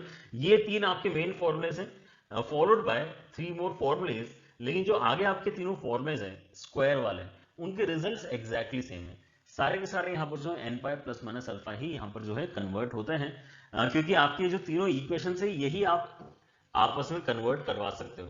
तो इक्वेशन अगर आपकी सेम है तो आपके आंसर्स भी सेम आने चाहिए, ठीक है ना। सो इसलिए यहाँ पर जो है आपके पास एक्चुअली 4 ही रिजल्ट्स हैं, दिखने में 6 हैं लेकिन वैसे देखा जाए तो 4 ही आपके उसमें रिजल्ट्स हैं जो आपको याद करने हैं। नाउ द प्रॉब्लम है कि आपके जो फॉर्मूले पॉइंट ऑफ व्यू से थ्योरी है ट्रिग्नोमेट्रिक इक्वेशन की, it is just this. Now as soon as you say कि आपकी थ्योरी इतनी ही है तो आपको इसका मतलब क्वेश्चन भी अल्टीमेटली अगर आंसर करना है तो आपको ऐसा ही कुछ छोटा सा इक्वेशन मिलना चाहिए। लेकिन क्या हमारे पास में कभी भी इतना छोटा इक्वेशन आएगा? नहीं आएगा, ठीक है ना, जिसको हम आंसर कर पाए। लेकिन आंसर तो हम तभी निकाल सकते हैं जब इस तरह का छोटा इक्वेशन हम अपने कैलकुलेशन करने के बाद देख पाएंगे। सो मतलब आपका यहाँ पर जो ट्रिग्नोमेट्रिक इक्वेशन का पूरा यहाँ पर अभी प्रोसेस है वो किस पे टिका हुआ है कि आपको क्वेश्चन जो एग्जाम में बड़ा मिलने वाला है आप उसको सिंप्लीफाई करके इस तरह के छोटे इक्वेशंस तक लेकर आ सकते हैं क्या? अगर आप उसको छोटे इक्वेशन तक लेके आ सकते हो तो अगले स्टेप में हम यहाँ पे ये फॉर्मूलेस अप्लाई करके आंसर्स बता सकते हैं। But now how will you come from that complicated and big equation to these small equations? That is what is called solution of trigonometric equation, ठीक है ना। सो तरीके आपके मल्टीपल हो सकते हैं, जैसे कि एक तरीका आपका हो सकता है फैक्टराइजेशन, ठीक है ना। तो इस पर्टिकुलर क्वेश्चन में हम ट्राई करेंगे फैक्टराइजेशन। तो मेरे पास में एक ट्रिग्नोमेट्रिक इक्वेशन है, समथिंग इक्वल टू 0 आपको देके रखा है, एंड आई कैन सी कि साइन थीटा को चेंज करना उतना आसान नहीं है, लेकिन कॉस स्क्वायर थीटा को मैं बड़े आसानी से 1 माइनस साइन स्क्वायर थीटा में कन्वर्ट कर सकता हूं, ठीक है। सो ये हो गया आपका यहाँ पर जो है एक सिंपल सा conversion. So I can see कि पूरा इक्वेशन अब यहाँ पे क्वाड्रेटिक इक्वेशन बन सकता है। So 2 minus 2 sine square theta उसके साथ में आपका 3 sine theta is equal to 0, है ना, ये अभी आया है। नाउ अगर मैं माइनस मल्टीप्लाई करता हूँ तो 2 साइन स्क्वायर थीटा उसके साथ में minus 3 sine theta and then कितना आ जाएगा -2 इक्वल टू 0 है, ये हमारे पास में आया है। क्या मैं फैक्टराइजेशन करवा सकता हूँ? स्प्लिटिंग द मिडिल टर्म क्या हम सब यहाँ पे देख पा रहे हैं कि -4 sign theta and plus sine theta के साथ में आपका स्प्लिटिंग कंप्लीट हो जाएगा। सो इन दोनों में से आप कॉमन कितना निकाल सकते हैं? आप यहाँ से 2 साइन थीटा कॉमन निकाल सकते हैं, इन दोनों में से केवल आप 1 कॉमन निकाल सकते हैं। बच क्या जाएगा? दोनों ही साइड से आपको साइन थीटा -2 बचा हुआ मिलेगा जो फैक्टराइज्ड होकर अलग आ जाएगा, ठीक है। ग्रेट। सो आपके पास में अब जो कंक्लूजन है वो क्या है कि अगर मुझे something into something equal to 0 चाहिए तो या तो पहला वाला समथिंग 0 हो जाए या फिर दूसरा वाला समथिंग 0 हो जाए। सो पहला वाला समथिंग अगर 0 हो रहा है तो sine theta equal to -half मेरी रिक्वायरमेंट मुझे समझ में आती है। लेकिन दूसरा वाला तो आपका यहाँ पर 0 हो ही नहीं पाएगा क्योंकि साइन थीटा कभी 2 हो ही नहीं पाएगा, ठीक है ना। तो ये तो पॉसिबल नहीं है, तो यहां से आपको फर्दर कुछ सॉल्व नहीं करना पड़ा। लेकिन आपके पास में क्वेश्चंस ऐसे आ सकते हैं जिसके अंदर आपको दोनों ही ब्रैकेट सॉल्व करने पड़ेंगे एंड दोनों से ही जो आपको आंसर मिल रहे हैं उनको एक्सेप्ट करना पड़ेगा, ठीक है ना। अभी हमारे यहाँ पर काम इस क्वेश्चन में आसान हो गया कि यार एक ही कंडीशन एक्चुअली वैलिड निकल कर आई है। Now this is the point जिसकी हम तलाश में हमेशा होते हैं। क्वेश्चन में भले ही आपकी इक्वेशन कितनी ही बड़ी और कॉम्प्लिकेटेड हो, फर्क नहीं पड़ता, we want to end up in a situation which looks like this डब्बा। ये जो डब्बा है आपका, है ना, ये बेस्ट सिनेरियो है। तो हम यहाँ पे फॉर्मूला अप्लाई करने के लिए क्या नोटिस करते हैं कि यार -हाफ कब आता है? तो साइन के अंदर मैं जब -π/6 इनपुट में डालता हूं तो -हाफ आता है, राइट। या फिर आप इसके अंदर जो है 7π/6 भी ले सकते हो, बट वाई, है ना, let us take -π/6, it looks easy, alright. Ideally तो वैसे यहाँ पर ये भी हमने ध्यान रखना चाहिए कि आपको अगर टेक्स्ट बुक्स के साथ में अगर अपने आंसर्स मैच करवाने हैं तो हमें यहाँ पे अल्फा जो कंसिडर करना होता है, ये बेसिकली अल्फा के प्लेस में मैंने -π/6 कंसिडर किया है। वो साइन के केस में -π/2 से लेके π/2 वाली कोई वैल्यू होनी चाहिए, आपके कॉस के केस में वो 0 से लेके पाई वाली कोई वैल्यू होनी चाहिए, ठीक है ना। तो ये आपके यहाँ पे कुछ कुछ स्टैंडर्ड आइडियाज है जो आपको यूज करने होते हैं, लेकिन वो केवल तब जब आप यहाँ पे एकदम ही जो है डिटो आप अपनी टेक्स्ट बुक के साथ में सॉल्यूशन मैच करवाना चाहते हैं। अदरवाइज यहाँ पे आप कुछ दूसरा अल्फा भी वैसे यूज करेंगे तो गलती नहीं होगी, टेक्निकली आप यहाँ पे ठीक ही कर रहे हैं। बट यहाँ पर तब भी -π/6 सोचना भी आसान है। So let us get on with this. तो sine theta equal to sine alpha आपका बन चुका है। मतलब अगली स्टेप में आप यहाँ पे अपना फॉर्मूला लगा सकते हैं जिसकी हम यहाँ पे, है ना, यहाँ पे बेसब्री से इंतजार था कि भाई थीटा क्या हो जाएगा। थीटा आपका यहाँ पर जो है nπ plus -1n and alpha मतलब -π/6 ऐसा हो जाएगा। तो आपका यहाँ पर काम क्या है कि आप अब क्या करें, आप -2π से लेके 2π में आंसर ढूंढ के बताएं। सो यहाँ पे बस n की वैल्यू आपको लेते जाना है, n की वैल्यू आपकी कोई ना कोई इंटीजर आपको सिलेक्ट करना है, ठीक है ना। सो n की वैल्यू 0 ले सकता हूँ क्या, उसे थीटा कितना बनता है, 0 लेने पे आपका -π/6 बनता है which falls in the given range. So we are happy with this. अगर मैं 1 लेता हूँ तो थीटा की वैल्यू क्या आ जाएगी, पाई प्लस π/6 आ जाएगी। Again I am very happy with this क्योंकि ये 2π से छोटा ही है। अगर मैं n का वैल्यू 2 ले लेता हूं तो थीटा की वैल्यू कितनी आ जाएगी, ये आ जाएगी 2 pi minus pi by 6 and again I can keep this, क्योंकि 2 पाई से थोड़ा सा कम आ गया है। लेकिन ऑब्वियसली अब यहाँ पे 3 तक नहीं जा पाएंगे, जब 2 पाई में ही ऑलरेडी हमने यहाँ पर जो है n इक्वल टू 2 लेके ऑलमोस्ट टच कर दिया था, सो 3 पाई तो आगे निकल ही जाएगा। लेकिन अब यहाँ पे नेगेटिव साइड भी जाना अलाउड है, तो हम यहाँ पे -1 डाल के देखते हैं क्या हो रहा है। सो -1 अगर मैं यहाँ पे इस्तेमाल करता हूँ तो थीटा की वैल्यू क्या बनेगी, माइनस पाई एंड -1 इस्तेमाल करके आपको प्लस पाई बाई 6 मिल रहा है, राइट। ऐसे ही अगर मैं एक बार n इक्वल टू -2 भी चेक करता हूँ तो कितना हो जाएगा, थीटा की वैल्यू आपकी -2 पाई एंड देन -2 इस्तेमाल करके माइनस पाई बाई 6। तो ये आपके -2 वाले रेंज से बाहर निकल गया, ठीक है ना। तो इसको हमें क्या करना पड़ेगा, इसको हमें यहाँ पे रिजेक्ट करना पड़ेगा, ये नहीं हो सकता, राइट। -2 पाई से पीछे चला गया है, -2 पाई माइनस पाई बाई 6 में इसको इंक्लूड नहीं कर सकता हूँ।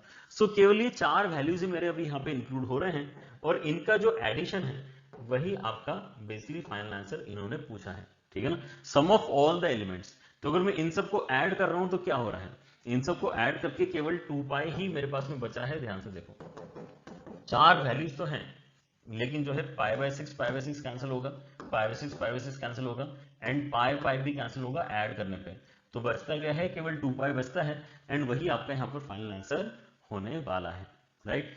सो ये जो भी हमने प्रोसेस यहाँ पे इस्तेमाल किया है to simplify and get to a situation जहां पे फॉर्मूला लग सकता है, that process is called factorization, ठीक है ना। यहाँ पर हमने कुछ फैक्टर्स क्रिएट किए हैं एंड इसलिए हम यहाँ पर जो है छोटे छोटे इक्वेशंस पे अपना काम कर पा रहे हैं। Another kind of question can be like this, जहां पर हम ट्रांसफॉर्मेशन फॉर्मुलेस इस्तेमाल करेंगे and transformation formulas also in a way are basically helping us factorize the expression. Again अगर आपके पास में यहाँ पे इस तरह का कोई सवाल आता है, सो जो एक्सट्रीम वैल्यूज हैं उनको साथ में लेके आपको फायदा यूजुअली मिलता है। सो cos c plus cos d यहाँ पर हम अप्लाई करेंगे।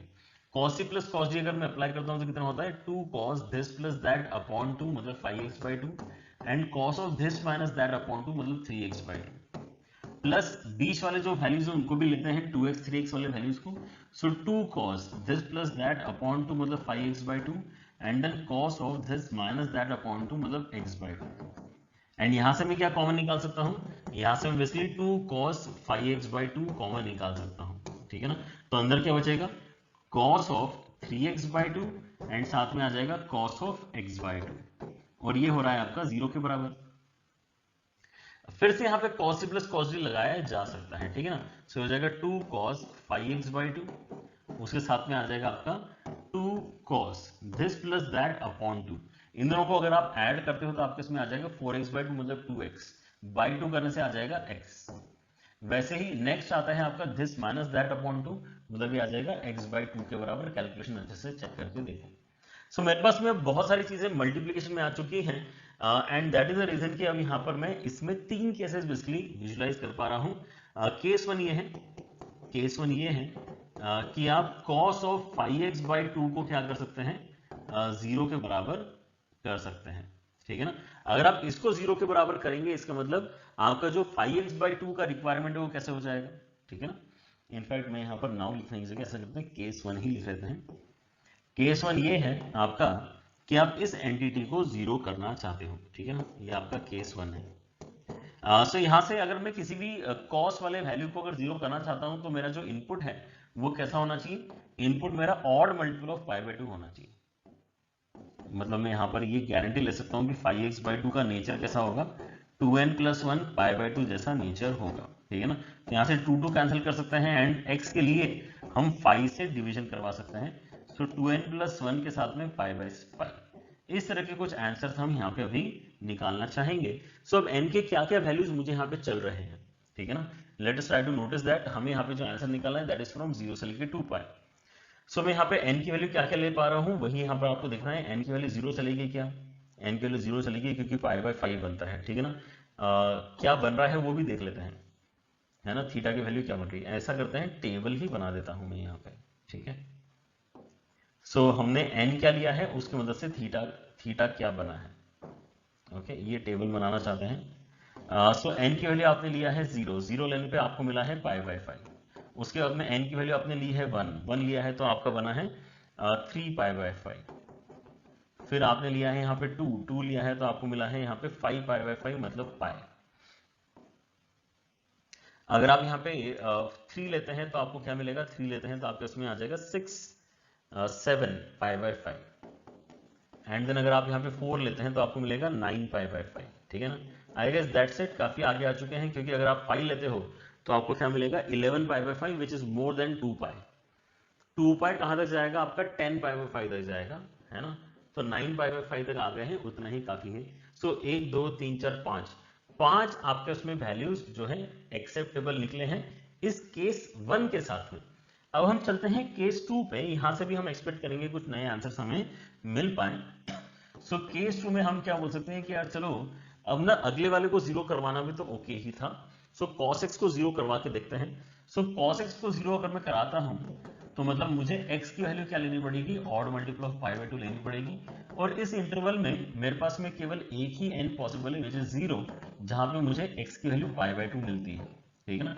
This is the only possible value 0 से लेके 2 पाई के बीच में, है ना। अगर आप n की वैल्यू 1 लेते हो तो वो बेसिकली आगे निकल जाएगा। n की वैल्यू अगर आप 1 लेते हो तो आगे नहीं निकल रहा है, ओके सॉरी। तो आपके पास में यहाँ पे n इक्वल टू 0 और आपके पास में यहाँ पे n इक्वल टू 1 के साथ में यहाँ पर जो वैल्यूज आ रही हैं वो ये दो आपकी वैल्यूज हैं, ठीक है ना। Pi by 2 and 3 pi by 2। Obviously यार मतलब cos कहाँ पे 0 होता है इसलिए कैलकुलेट करने की जरूरत थोड़ी। ऑलराइट, सो cos आपका बेसिकली 0 से लेकर 2 पाई में कहाँ 0 होता है, ये दो जगह 0 होता है basically, pi by 2 and 3 pi by 2 पे। तो ये आपके उसमें कुछ आंसर्स निकले एंड ये आपके कॉमन वैल्यूज भी नहीं है, ये अलग वैल्यूज आपको मिले हैं। So we are happy with this calculation, ठीक है। नेक्स्ट हम यहाँ पर देखते हैं कि आपका केस 3 क्या बनाया जा सकता था। केस 3 बनाया जा सकता है कि आपका जो cos x बाय 2 है वो 0 हो जाए। अगर आपका cos x बाय 2 आपको 0 के बराबर चाहिए, इसका मतलब क्या है कि आपका इनपुट बेसिकली क्या हो जाना चाहिए, odd multiple of pi bye 2 हो जाना चाहिए, राइट। तो यहां से 2 कैंसिल कर सकते हैं। सो x मतलब आपका यहाँ पर ऑड मल्टीपल ऑफ पाई होना चाहिए। सो ऑड मल्टीपल ऑफ पाई आपको 0 से लेके 2 पाई के बीच में क्या मिलेगा, एक ही मिलेगा। यहाँ पे आपको यहाँ पे आपको एक ही वैल्यू मिल रही है n इक्वल टू 0, जहाँ पे x की वैल्यू आपकी पाई आती है, एंड ये भी क्या है, ये तो ऑलरेडी हमने यहाँ पे काउंट कर लिया है, ठीक है ना। Already this pi is included over here, ठीक है ना, already included in our discussion, ठीक है ना। तो pi तो हमारा सॉल्यूशन है, ये हम ऑलरेडी देख चुके हैं। तो ये जो आपका केस है यहाँ से हमें कोई एडिशनल वैल्यू नहीं मिली है। तो पहले वाले केस से हमें 5 मिली थी एंड दूसरे वाले केस से हमें 2 मिली है, तो टोटल 7 वैल्यूज आपके पास में आई है। टोटल 7 वैल्यूज हमारे पास में आए हैं जिसको हम एक्सेप्ट कर सकते हैं एज द आंसर, ऑलराइट, जो इसको यहाँ पे सॉल्व करके देगा आपको। सो ये आपका फिर से तरीका क्या था, फैक्टराइजेशन ही है, लेकिन यहाँ पर हमने क्वाड्रेटिक वाला जैसा कुछ काम नहीं किया है, यहाँ पर हमने ट्रिग्नोमेट्री के फॉर्मूले की मदद से फैक्टराइजेशन किया है। फैक्टराइजेशन करने से क्या होता है कि अगर आपने राइट हैंड साइड में 0 मेंटेन करके रखा है तो मल्टीप्लाई करके चीजों को अगर 0 बनाना है तो आप इंडिविजुअली छोटी छोटी चीजों को भी 0 बनवा सकते हो। ऑलराइट, सो अब यहाँ पे नेक्स्ट क्वेश्चन देखते हैं क्या है। सो इस तरह का सवाल भी आपके यहाँ पे काफी इंपॉर्टेंट है, जहां पर आपको sine theta plus root 3 cos theta, यहाँ पर लेफ्ट हैंड साइड में आपको एक ट्रिग्नोमेट्रिक एक्सप्रेशन दिख रहा है, जबकि राइट हैंड साइड में आपको क्या दिख रहा है, एक क्वाड्रेटिक एक्सप्रेशन दिख रहा है। तो अपरंट आप यहाँ पे देखिए ये तो बता ही सकते हैं कि यार ये डायरेक्टली सॉल्व होने वाला टाइप का क्वेश्चन तो दिख नहीं रहा। तो कुछ ना कुछ यहाँ पे खास बात रही होगी जिसकी वजह से यहाँ पर जो है कुछ ना कुछ सॉल्यूशन आप शायद बता पा रहे होंगे, क्योंकि यहाँ पर थीटा भी एक अननोन है, एक्स भी एक अननोन है, and we are trying to solve some particular equation, right. So यहाँ पर आपका जो आइडिया होता है that is to find the range of LHS and RHS, ठीक है ना, क्योंकि कई बार यहाँ पर रिस्ट्रिक्टेड आपके यहाँ पर जो है एक्सप्रेशंस होते हैं जो एक पर्टिकुलर इनपुट के लिए ही पॉसिबली अपने आंसर्स निकाल पाते हैं, ठीक है ना। तो we are targeting that kind of question over here. So अगर मैं LHS देखता हूँ, LHL लिखने की आदत हो गई है, LHL नहीं LHS। अगर मैं LHS देखता हूँ यहाँ पर LHS कितना है मेरे पास में, तो LHS की रेंज अगर मैं यहाँ पे निकालूंगा तो कैसे निकलेगी, LHS की रेंज तो काफी इजी है निकालना, minus of under root of a square plus b square से लेके plus under root of a square plus b square तक, ये आपकी LHS की रेंज निकली है। मतलब आपका जो LHS है वो -2 से तो देखो हमेशा बड़ा ही रहेगा और 2 से हमेशा छोटा रहेगा, इसके बीच में कहीं ना कहीं आप यहाँ पे एक्सपेक्ट कर सकते हो कि LHS अपनी वैल्यू क्रिएट करेगा। अगर मैं RHS देखता हूँ तो RHS में जो आपका यहाँ पर फंक्शन है वो एक डाउनवर्ड फेसिंग पैराबोला है, डाउनवर्ड फेसिंग पैराबोला का जो मैक्सिमम वैल्यू आपका निकलेगा वो कहाँ निकलेगा, मैक्सिमम वैल्यू आपका वर्टेक्स पे निकलेगा, ठीक है ना। तो मैक्सिमम वैल्यू आप कैसे निकाल सकते हैं, डायरेक्टली डिफरेंशिएट कर लें इसको। अगर मैं इसको फंक्शन मान के डिफरेंशिएट करता हूँ तो कितना होता है, ये -2x+6 इक्वल टू 0 करेंगे तो x की वैल्यू 3 पे बेसिकली आपको मैक्सिमम मिलने वाला है। एंड 3 अगर मैं इनपुट डाल देता हूं तो 3 डालने पर मेरे पास में वैल्यू कितना आता है, ठीक है ना। सो मेरे पास जो मैक्सिमम वैल्यू आ सकता है RHS का वो कितना आ जाएगा, 3 डाल के -9 + 18 - 11 है ना। एंड ये कितना बनता है आपका, ये बनता है आपका -2 के बराबर। सो ये है यहाँ पर कंस्ट्रेंट जो आपने नोटिस करना चाहिए था कि आपका जो RHS है वो तो ज्यादा से ज्यादा करके -2 तक जा सकता है, अदरवाइज उससे नीचे ही है, राइट। और आपका LHS जो है वो -2 तक गिर सकता है, लेकिन अदरवाइज तो उसके ऊपर ही है। तो अगर आप चाहते हैं कि ये समहाउ इक्वल हो जाए तो ये तभी पॉसिबल हो सकता है जब आप क्या बोल सकते हैं, जब आप ये बोल सकते हैं कि यार दोनों के दोनों एग्री कर रहे हैं कि वो -2 बन जाएंगे। LHS को भी अलग से -2 बनवाने के लिए आप सोचो कि क्या इनपुट होना चाहिए, एंड RHS को भी यहाँ पर -2 बनने के लिए क्या इनपुट होना चाहिए, वहीं पर बेसिकली आपकी इक्वलिटी आ सकती है, क्योंकि LHS जो है वो -2 के आगे है, मतलब ऊपर है, एंड आपका जो RHS है वो -2 के नीचे है, क्योंकि मैक्सिमम वैल्यू इसकी -2 निकली है, ठीक है ना, जबकि LHS की मिनिमम वैल्यू -2 निकली है, राइट। सो मैं यहाँ पर अपने जो कोऑर्डिनेट है, जो मेरा RHS है, उसको अगर देखता हूं तो इसका जो वैल्यू है, अगर मैं -2 करवाना चाहता हूं तो ये तो कहां हो रहा है, आपके वर्टेक्स पे ही हो रहा है, और वो क्या है आपका x = 3 वाला ही लोकेशन है। सो x की तो एक ही वैल्यू पॉसिबल है, x के मल्टीपल वैल्यूज तो पॉसिबल है ही नहीं, ठीक है ना। 2 वैल्यूज ऑफ x तो बिल्कुल भी यहाँ पर जो है सही ऑप्शन नहीं होना चाहिए। No value of x and theta है ना, इक्वेशन सॉल्विंग में अभी इतना जल्दी नहीं करते हैं, पहले एक बार थीटा के ऊपर भी कमेंट करने का ट्राई करते हैं, लेकिन सी ऑप्शन तो फॉर श्योर नहीं होना चाहिए, हमें समझ में आ रहा है, ऑलराइट। तो हम यहाँ पे अभी अपना LHS भी डिस्कस करते हैं। LHS भी हम क्या चाहते हैं कि -2 के बराबर हो जाए। सो अगर आप देखें यहाँ पे ध्यान से तो ये sin theta plus √3 cos theta कितना बन रहा है, -2 के बराबर बन रहा है। अगर मैं दोनों साइड 2 से डिवाइड करता हूं तो मैं इसको मर्ज अच्छे से कर पाऊंगा एक सिंगल ट्रिग्नोमेट्रिक रेशो के अंदर, ठीक है ना, काफी स्टैंडर्ड आइडिया है। आप यहाँ पे क्या देख सकते हैं कि यार ये साइन ऑफ थीटा प्लस π/3 में मर्ज हो रहा है, राइट। और राइट हैंड साइड में क्या है, आपको -1 मिल रहा है। सो आपको साइन की वैल्यू अगर -1 के बराबर चाहिए तो आपका इनपुट किस फॉर्मेट का होना चाहिए, है ना। इसके लिए भी आप यहाँ पे या तो directly sine theta = sine alpha वाला रिजल्ट यूज कर सकते हैं, या फिर और भी ज्यादा स्टैंडर्ड रिजल्ट हमारे पास में है कि आपका जो इनपुट है वो कैसा होना चाहिए, वो 4n + 3 π/2 वाले कैटेगरी का होना चाहिए, ठीक है ना। जैसे कि आप यहाँ पे देख सकते हैं कि अगर आप n = 0 डालते हैं तो 3 π/2 बनता है, 3 π/2 पे आपको क्या मिलेगा, -1 ही मिलेगा, साइन का वैल्यू आपको -1 ही मिलेगा, ठीक है ना। इस तरह से मतलब ये 4n + 3 π/2 वाला फॉर्मूला भी आपका -1 के लिए काम करता है, राइट। तो इसके अंदर क्या है, वो -1 की पावर बार बार आपको चेक नहीं करना पड़ता, तो it feels easier to apply this formula in such questions. तो आप यहाँ पे 4n + 3 π/2 एंड उसके साथ में कितना ले रहे हैं, -π/3। यहां से आप एक एक करके चेक कर सकते हो कि यार आपके गिवन इंटरवल में 0 से लेके 4 पाई तक, 0 से लेके 4 पाई तक बेसिकली कौन कौन से आंसर्स आपके इंक्लूड हो जाएंगे, राइट। सो मैं अगर n की वैल्यू 0 लेता हूं तो चलेगा क्या, n की वैल्यू 0 लेता हूं तो मेरे पास जो थीटा क्रिएट होता है वो 3 π/2 -π/3 क्रिएट होगा। एब्सोल्युटली ले सकते हैं क्योंकि आपके इंटरवल में लाई करता है। -1 ले सकते हैं क्या, तो -1 नहीं ले सकते हैं। -1 अगर आप लोगे तो आपके नेगेटिव वैल्यू क्रिएट होगी थीटा की, विच इज नॉट अलाउड। क्या मैं n = 1 ले सकता हूं क्या, तो n = 1 अगर मैं यहाँ पे लेता हूं तो मेरे पास में 7 π/2 एंड देन उसके साथ में -π/3 बनेगा। यस ले सकते हैं क्योंकि 7 π/2 मतलब कितना है, 8 π/2 से तो छोटा ही है ना, ये क्या है 8 π/2 तक की परमिशन आपको दे रहा है, ठीक है ना। तो 7 π/2 अपने आप में छोटा है और आपने उसके अंदर से π/3 सब्ट्रैक्ट भी करवा दिया, ठीक है ना। अगर मैं ऐसे ही n = 2 के लिए चेक करता हूं तो थीटा की वैल्यू क्या निकलती है यहाँ पे, 2 के लिए चेक करता हूं तो 11 π/2 के साथ में यहाँ पर आपको -π/3 मिलता है, जो आप अभी रेंज क्रॉस कर चुके हैं। ध्यान से देखें, आप यहाँ से 1 π/2 11 π/2 में से अलग करो तो 5 पाई तो ऑलरेडी है आपके पास में, एंड फर्दर आप यहाँ पे π/6 उसके अंदर ऐड कर रहे हैं, ठीक है ना। तो ये 4 पाई से काफी बड़ा हो चुका है, इसको हम इंक्लूड नहीं कर पाएंगे। सो थीटा के कितने आंसर्स आए हैं आपके पास में 2, और x का कितना आंसर आया है 1, ठीक है ना। सो आपके यहाँ पे इसका मतलब ये जो कॉम्बिनेशंस बनेंगे x, थीटा, ये कितने बनेंगे, ये आपके 2 कॉम्बिनेशंस बन सकते हैं, ठीक है ना। 2 पेयर्स आपके पास में बन सकते हैं, इसलिए बी ऑप्शन इस क्वेश्चन में आपका फिर करेक्ट माना जाएगा।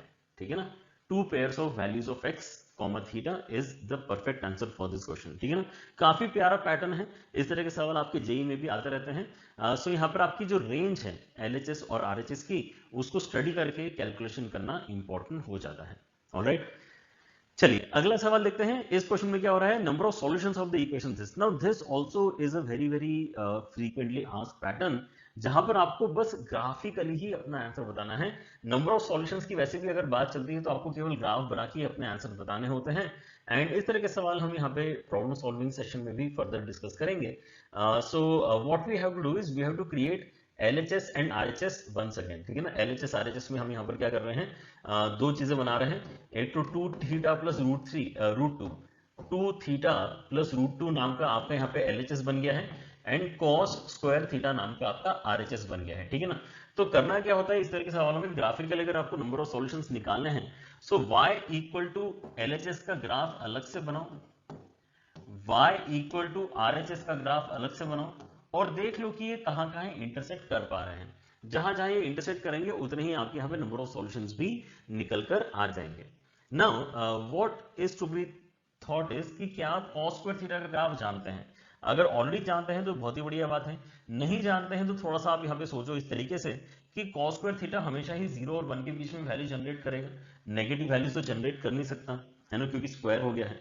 अच्छा, जहां पे 1 है वहां पे 1 ही रहेगा, जहां पे 0 है वहां पे 0 ही रहेगा, जहां पे -1 है वहां पे भी 1 हो जाएगा, जहां पे 0 है वहां पे 0 ही रहेगा। ठीक है ना, तो ये कौन कौन से वैल्यूज है आपके पास में, 0 पे आपका यहाँ पे 1 बन रहा है, फिर आपका π/2 पे 0 बन रहा है, फिर आपका जो पाई है वहां पे आपका 1 बन रहा है वापस, 3π/2 पे फिर से 0 बन रहा है, एंड 2π पे फिर से आपको 1 बनते हुए नजर आएगा। ठीक है ना, तो इस तरह से आपका ग्राफ ऊपर नीचे होने वाला है, and the graph definitely is differentiable.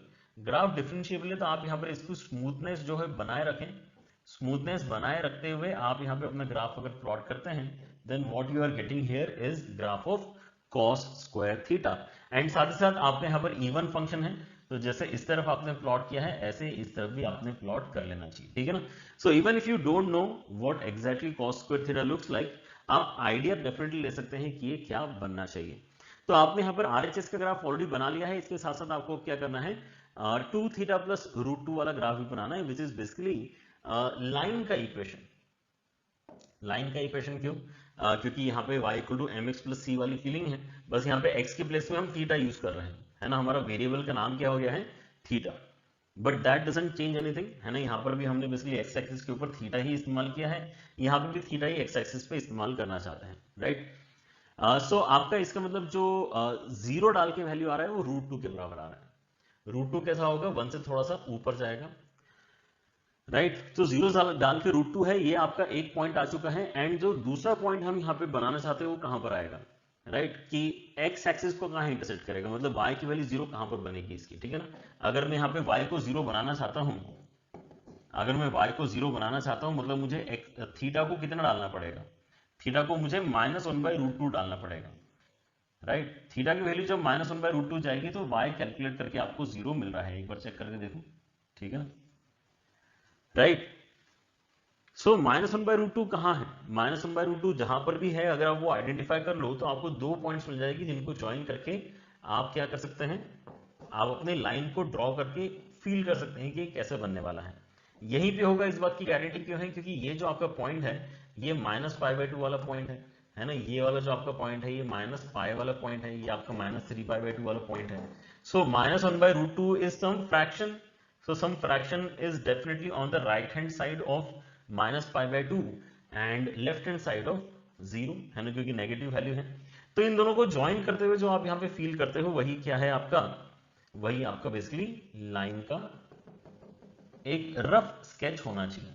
अब अगर आपने लाइन का रफ स्केच बना ही लिया है और आपने यहाँ पे cos स्क्वायर का भी रफ स्केच बना लिया है, so it is pretty clear कि यार ये कहां कहां इंटरसेक्ट कर रहे हैं, कहां कहां नहीं, एक ही जगह इंटरसेक्ट कर रहे हैं, and that is the reason कि यहाँ पर नंबर ऑफ सॉल्यूशंस आपके आ चुके हैं 1 के बराबर, right. So this also is a very interesting pattern, जहां पर आप जो है अपने जो सॉल्व करने वाला इक्वेशन होता है उसके 2 टुकड़े इस तरीके से करते हैं कि LHS का ग्राफ आप अलग से बना पा रहे हैं, RHS का ग्राफ भी आप अलग से बना पा रहे हैं, एंड देन उनके जो इंटरसेक्शन पॉइंट्स है उनको आप एनालाइज करके देखते हो कि नंबर ऑफ सॉल्यूशंस कितने आप रिपोर्ट करना चाहोगे, ठीक है ना। So with this I guess we have discussed everything that was supposed to be discussed in this particular video. इसके बाद में आपके और भी कई सारे क्वेश्चंस की प्रैक्टिस होती रहेगी। So keep watching the lectures and keep practicing and all the best for your JEE paper.